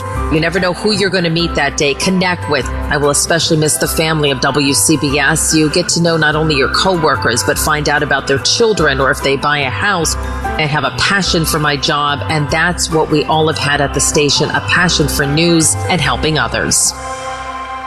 WCBS News Time 723. Crayola has been issued a patent for the smell of its crayons. Here's CBS News correspondent Jim Krasula. The scent is, quote, slightly earthy soap with pungent leather-like clay undertones, according to the trademark documents. Crayola's CEO hopes to one day have the smell of its products wafting through the arts and crafts aisles of retailers. Crayola, cray, the French name for chalk, and ola, the Latin root for oily or oleaginous. Crayola's Easton, Pennsylvania factory makes 13 million crayons a day for back-to-school season. Jim Krasula, CBS News. I've always hated the word oleaginous. The NTSB is investigating a fiery crash involving an electric Tesla semi. WWJ Auto Beat reporter Jeff Gilbert has more. Nobody was hurt in the Monday crash on Interstate 80 in the California mountains, but that big rig caught fire, ignited nearby brush, and closed the highway for hours. The NTSB has been very interested in fires involving electric vehicles. They're no more frequent than fires in gasoline-powered vehicles, but they can be harder to extinguish. Jeff Gilbert, CBS News, Detroit. The Mets are on the West Coast tonight. Here's WCBS Mets broadcaster Pat McCarthy. Mets begin a 3-game series against the San Diego Padres tonight at 9:40. Mets are coming off a walk-off victory against the Baltimore Orioles in the finale yesterday, thanks to a walk-off home run by Jesse Winker. Here's Mets manager Carlos Mendoza. Huge, and you could see it with the way guys celebrated. Alvarez on day one, and then Winker there with that last swing. And the road trip begins with Luis Severino on the mound for the 9:40 first pitch. Our pregame coverage begins at 9 on WCBS 880 and 101.1 FM HD2. At 7:25, time now for Money News on WCBS, sponsored by Greenwich Hospital. Here's Bloomberg's Tracy Jonke. The FDA has approved new COVID vaccines from Moderna and Pfizer. Those companies have permission now to roll out the updated shots in coming days, and they will be available to anyone over the age of 6 months. A majority of people skipped the previous year's versions of the vaccines, and stock in Moderna and Pfizer headed lower, as did most stocks, with most tech firms and Tesla applying the most pressure. The Dow fell 178 points. The Nasdaq dropped 300. The S&P down 50. And these are losses between 0.5% and 1 2/3%. About Tesla, the NTSB is now looking into this week's fiery crash of a Tesla semi in Northern California. And falling sales of Tesla's electric vehicles in Europe have let a competitor's EVs catch up. Last month, BMW's EV sales in Europe topped Tesla's for the first time. With Money News at 25 and 55 on WCBS, I'm Bloomberg's Tracy Jonke. WCBS News Time 7:28. Time for traffic and weather together every 10 minutes on the 8s. Here's Andre Farrow. You got that out of the archives, I guess. Yeah. If you're traveling on the Sprain, heading northbound, this is very slow, making your way up towards 100B. Why? Well, there's a disabled vehicle knocking out a lane, so you're going to be very slow heading up towards 287. If you could use the thruway, go for it. Yeah, that's going to take a while. That just came into play. Now, if you're using the Connecticut Turnpike heading northbound over by Delavon Avenue, that is is still slow over by exit 2, and southbound into Stamford seeing some volume. The Merritt Parkway looks good. Nassau County, most of the delays are westbound LIE as you travel over by Glen Cove Road, and then again by Little Neck Parkway, and the westbound Northern State Parkway making your way towards the North Shore Tower is still seeing a lot of volume there. Eastbound, westbound, Southern State Parkway, it's going to be slow right around Eagle and Peninsula Boulevard. The Whitestone, the Throgs Neck, the Triborough, entering Queens, you hit the trifecta, it's going to be slow. And the westbound Grand Central Parkway busy passing LaGuardia. You do have delays on the West Side Highway from about the 96th Street area up to the George. You might go to ride the local avenues or Broadway, maybe Riverside Drive for a few exits to get around that. And the northbound Harlem River Drive and northbound Deegan delays are very severe from the Triborough up to the Cross Bronx. Still working on that disabled vehicle on the Turnpike Interchange 13 traveling southbound.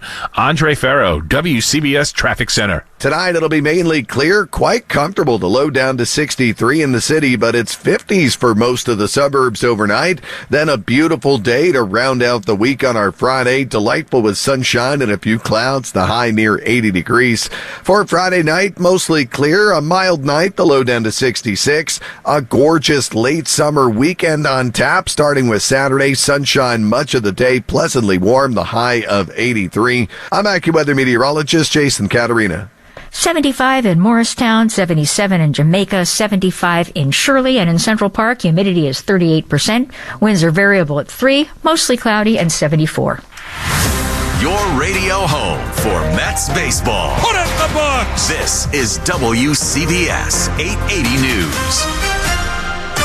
The Democratic National Convention continues tonight in Chicago, where Vice President Kamala Harris will formally accept her party's nomination for president. The New York Attorney General is fighting to uphold former President Trump's penalty of over $450 million. Sources say RFK Jr. is considering ending his presidential campaign.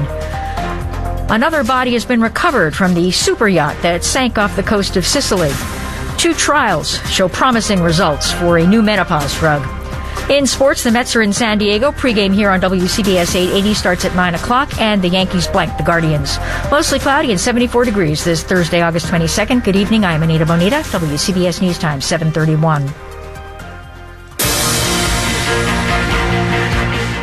People in high places have listened to WCBS 880 over the years, including New York City Mayor Eric Adams. You were always willing to hear what news really impacted our city, and it is really a great loss to us. And I just really want to thank you to allow me throughout my advocacy to have a way to communicate with your listeners and everyday New Yorkers. 880 is really imprinted in my brain because I used to see those microphones at all of the press conferences throughout the years. And to all of you, I wish you the best of luck. Our tribute to the 57-year history of WCBS News Radio will run all weekend.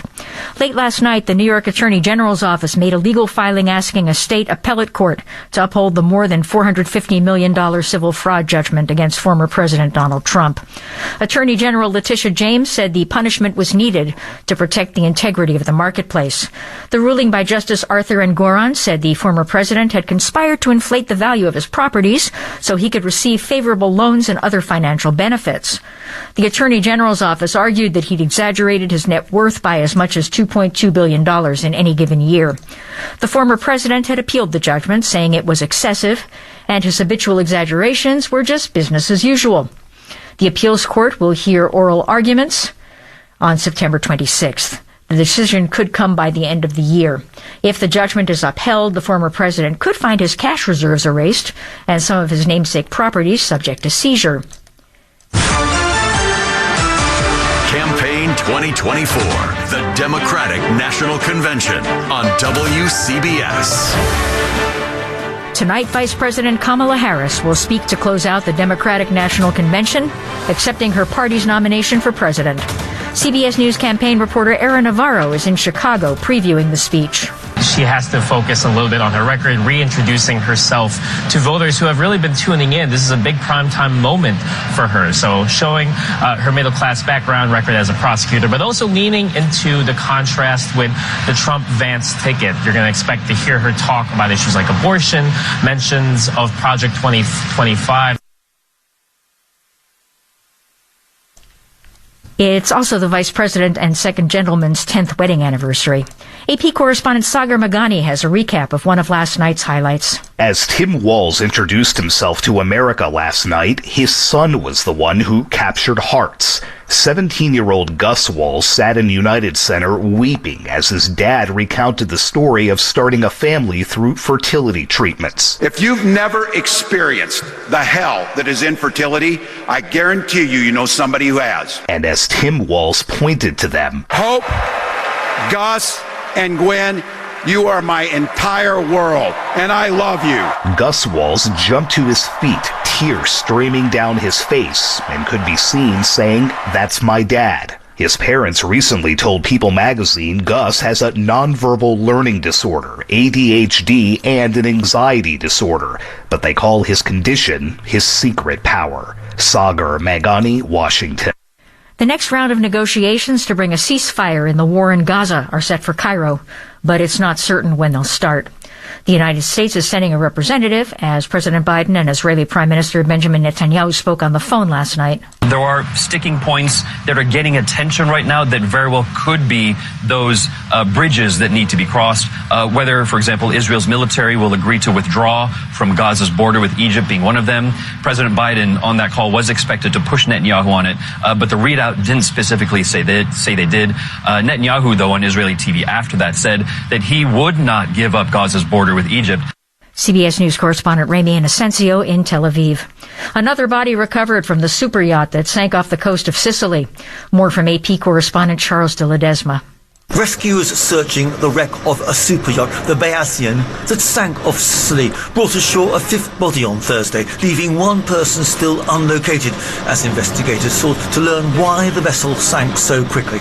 No signs of life have emerged over 4 days of searching the yacht's hull on the seabed over 160 feet underwater. In an interview with Sky News, Giovanni Constantino, CEO of the Italian Sea Group, described the design of the super yacht as being the safest in the most absolute sense. The 6 passengers included British tech magnate Mike Lynch, his 18-year-old daughter, and associates who'd successfully defended him in a recent US federal fraud trial. I'm Charles de Ledesma. My name is Carla Marilis, and I'm a desk assistant and producer here at WCBS 880. 15 years ago, I started here straight out of college. These halls hold a lot of memories for me, and I am going to miss my WCBS family. I also wanted to thank and say goodbye to our loyal listeners. I will miss you.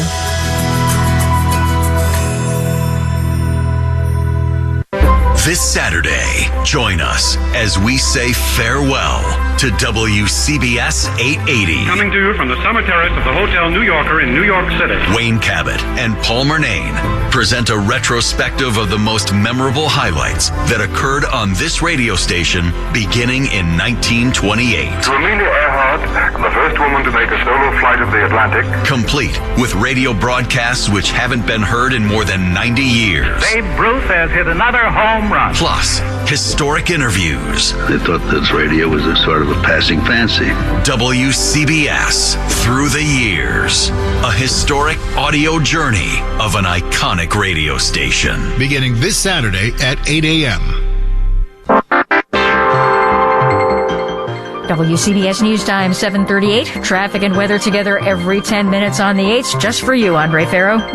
Okay, I definitely like it. It's very Jetsons. If you're traveling westbound on the LIE, we still have delays approaching Little Neck Parkway. The westbound Northern State Parkway, same area, right around the North Shore Towers, heading towards the Queens border. You have volume there. Southern State's starting to improve, but the Whitestone, the Throgs Neck, the Triborough, all slow. Queensbound, the eastbound Grand Central Parkway, passing Steinway Street, and the westbound delays over by LaGuardia are out there. Heading across the Kosciuszko is not an easy task. You have big delays on the westbound BQE right around Flushing Avenue, and then more delays on the inbound Gowanus from 39th Street up to the area of Atlantic Avenue.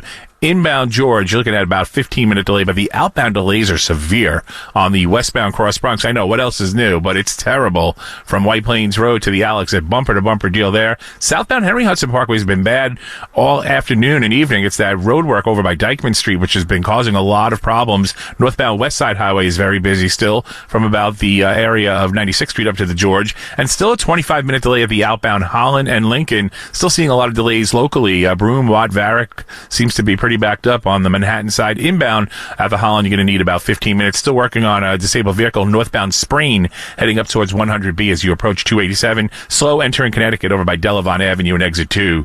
Andre Ferro, WCBS Traffic Center. Tonight it'll be mainly clear, quite comfortable. The low down to 63 in the city, but it's 50s for most of the suburbs overnight. Then a beautiful day to round out the week on our Friday. Delightful with sunshine and a few clouds. The high near 80 degrees. For Friday night, mostly clear. A mild night. The low down to 66. A gorgeous late summer weekend on tap, starting with Saturday. Sunshine much of the day. Pleasantly warm. The high of 83. I'm AccuWeather meteorologist Jason Caterina. 74 in Central Park, WCBS News Time 740. WCBS News Time 742. We know a lot of you out there follow every word we say very closely, so we have a responsibility to get it right. But there's probably no one who follows WCBS 880 more closely than this guy. In fact, last October, when I got the name of a Yankees announcer wrong during a piece I did on Don Larson's Perfect Game, the right answer went up on Twitter about 5 minutes later. Mea culpa. Welcome to the program, Keith Olbermann. Thanks for having me, Anita. I'm sorry it's under these circumstances. You're a native New Yorker. You've been on the air everywhere. I can't believe this is only your second time live on WCBS 880. I was turned down for a job in 1980. I did not get a job as a sportscaster, the drive time sportscasting job that went to Bill Schweitzer. It turned out to have been for a very good and complimentary reason, but I just gotten over the idea that I was not hired by WCBS, which, of course, like everybody else from the Bronx and Westchester, which are my haunts, I grew up listening to. And this is, to me, this last week and a half has been like they said they're going to take the Brooklyn Bridge down. It makes no sense, and it can benefit nobody in the city, and I don't care if they're all alternate routes to take. Well, I love Bill, but it is our loss. Can you share some of your memories of this station? I think I was just thinking about this as I was writing my podcast yesterday, that every idea I have about what news sounds like or should sound like, from news noises and music to pacing to how many sound bites to how often you should repeat a number if you're saying it on the air. Everything I know about doing news, maybe the visuals come from other sources, but the audio, that's from listening to WCBS, particularly in high school. I just figured out I've been listening for 50 years. And so I've heard everybody. And I had tremendous experiences with people over the years who have worked there and who I've met in later contexts. And my memory of it is there was an authenticity and a professionalism at all times that really made me wonder, particularly when I was a kid, whether or not I should be taking notes on how to do it. And everybody involved in it, from the people that I listened to as a kid. I have tapes, and then one of the first moments of authenticity in my career when I worked for UPI Radio in 1979 was the first time that WCBS ran one of my pieces, and it was Bill Fahan doing the overnight sportscast as part of the overnight news shift, and he said, "Keith Olbermann has more," and I went, "I exist."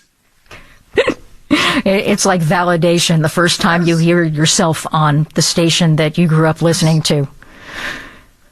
You have a very particular connection to one of WCBS 880's former news directors. Can you tell us that story? Yeah, this is to me still a startling event, and it occurred in April of 1979. As I was getting out of Cornell, I was trying to get a job, and I thought, okay, I'm not going to limit myself to small markets. I am going to try the big city stations and see if any of them say yes, because I thought, well, look, it's not my job to say I'm not good enough to work at WCBS. It's Lou Adler's job. And I've been listening to Lou since, as I said, I was in high school. And so I sent him a tape, and I sent a tape to every news director in this city and in Boston and Philadelphia and Washington. And the only one who wrote back was Lou Adler. And I got the letter after a tortuous 8-hour drive back to Ithaca, New York in a snowstorm, after my friend George's father had taken the snow tires off the car, and we barely made it back to Ithaca. And there, sitting in the middle of the night, was this letter with the WCBS Classic return address and Lou Adler's name at the top. And I thought, this is wonderful. He sent me a form letter rejecting my tape. It was that idea was just enough for me that I was going to frame the form letter. Then I opened the letter, and I can still feel how cold it was. I remember everything about that moment and the next couple of days, because it was not a rejection letter. It was a letter in which Lou Adler encouraged me to pursue broadcasting and invited me to come in and meet him at Black Rock. And he did, in fact, give me that last little impetus to get my career started. And the letter sits on my wall, framed near the front door, so that in the event of an emergency, I can get it out. It is one of my most prized possessions. And what happened when you came to visit him at Black Rock? What I remember of it is, because I did have the appropriate out-of-body experiences, he said, I have no doubt that you are going to succeed in this business. And he introduced me to Ed Ingles, who, of course, was the legendary sportscaster and later became a very good friend of mine, who I would see all the time. And we always joked about this. He took me on a tour of the newsroom. He took me on a tour. He introduced me to Ed. And Ed said, oh, you're the guy from Cornell. So, Lou, did you hire him? Am I out of a job? And I mean, they could not have been more supportive and more helpful to me and more encouraging. And again, the idea of being validated by professionals. And also even then, I thought, this is how I should treat people who are trying to get into this business. If I can make time for them, I need to do what Lou Adler did. And there's a punchline to this, Anita. Sometime around 2008 or 9, I got an email from Lou Adler. And we had been in touch a couple of times over the years, and he, in fact, had not hired me. And did I mention that I hired Bill Schweitzer instead? And I was still stung by that in 2009. But he was just writing in to say that he was a viewer of the MSNBC show, and he wondered if I remembered the letter. And I wrote back in all caps, "Are you out of your mind? Do I remember? It's framed on my wall here in my office." And he said he was apparently down and he felt like he hadn't made an impact. And I said, you don't understand. At that point, it was 30 years later, and it was still a letter that I read once a week at least, and I still read it once a week. And I said, the reverberations of what you have done, what you did at WCBS, will continue as long as I am in the business. I passed it on to other people. There was a gal came down from Cornell. She was the news director of our radio station. Her name was Bridget Seifringer, and she came to see me at CNN one day in the 80s. You may know her as Bridget Quinn. So, I mean, I passed that Lou Adler's advice. I passed it on to her, and she wound up working at Lou Adler's station. But I mean, I was thinking about this letter, particularly in the context of what's happening now to all the people who work at WCBS, for whom this is now a tangible and awful thing. It's cold comfort now to consider this, but your work right now will reverberate endlessly.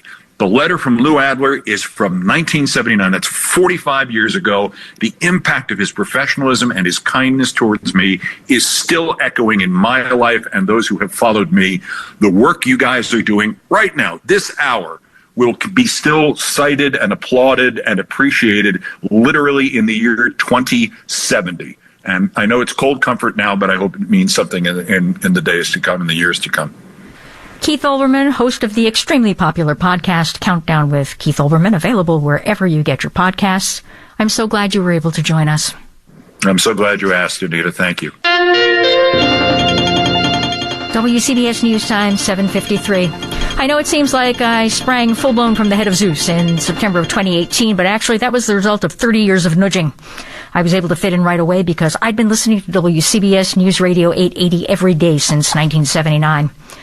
I've had the chance to work at a couple of legendary radio stations in New York City. I was part of the sign-on staff at C100 and the last assistant program director at WNEW AM 1130.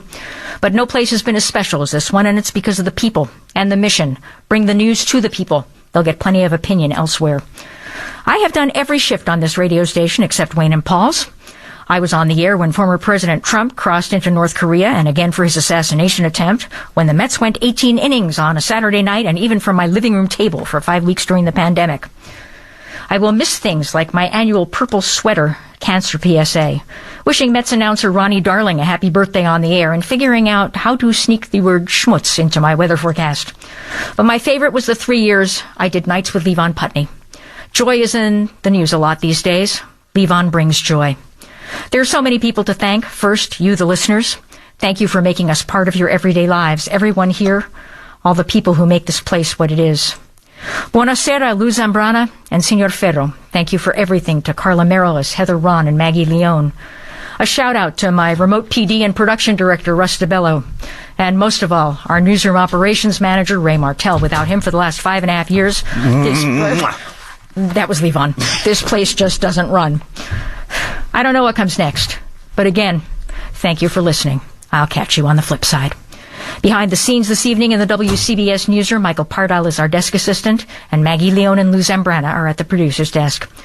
Levon Putney picks up the news baton just before CBS News at the top of the hour, but first at 7:55, Bloomberg Money News on WCBS. Walmart's answer to Amazon Prime is adding a new perk in hopes of perking up its subscriber numbers.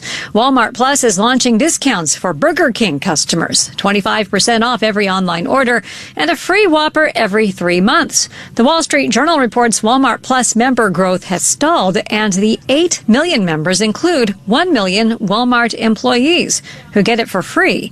Today's Wall Street retreat, one of only a handful this month, was the biggest in a couple weeks. The Dow fell 178 points. The Nasdaq down 300. The S&P down 50. And the losses are between 0.5 and 1 2/3%. Fed speculation gets some of the blame. It wasn't about whether the Federal Reserve will cut interest rates in September, but by how much. Fed speakers today were talking about starting small. With Money News at 25 and 55 on WCBS. I'm Bloomberg's Tracy Jonke. WCBS News Time, 7:58. Traffic and weather together every 10 minutes on the 8s. Take us home, Senor Ferro. It's Senorita Susan, Anita, here with you. We've got a stall on the westbound LIE just past Little Neck Parkway. That's blocking the right lane of traffic, and some fire department activity on Astoria Boulevard. That's between 70th Street and Hazen Street. In Jersey, the Turnpike southbound outer roadway has all lanes blocked down the entrance ramp to the Goethals with a problem, a crash on 19 southbound near County Avenue in Jersey City. And the George is looking not too bad coming inbound, about 15 or less. Outbound, a different story, between 30 and 40 minutes. Lincoln coming inbound about 30. My last time saying this, make way for Levon Putney. I am Anita Bonita. We love you. Goodbye. This is the Columbia Broadcasting. When you need to know why, when it matters most. This is WCBS 880 News. I missed that in our dance. Let's get that in one more time. It was a day, you started now, but it was a day to honor 57 years of dancing and news right here on WCBS. We'll air bits and pieces of the tribute show throughout the hour. The last night of the Democratic National Convention will feature Vice President Harris accepting the party's nomination to run for president, and Republican presidential nominee Trump is fighting the almost $500 million civil fraud judgment against him in New York. In sports, Liberty lead early in the WNBA action. Yankees won. Mets pregame in an hour here on WCBS. 74 degrees in Central Park. I'm Levon Putney. This is WCBS and WCBS FM HD2, New York. At 8. This is CBS News on the Hour, sponsored by Progressive Insurance. I'm Jennifer Kuiper. At the Democratic National Convention on this final night, Vice President Kamala Harris is set to formally accept the nomination for president, the first woman of color to be nominated by a major party.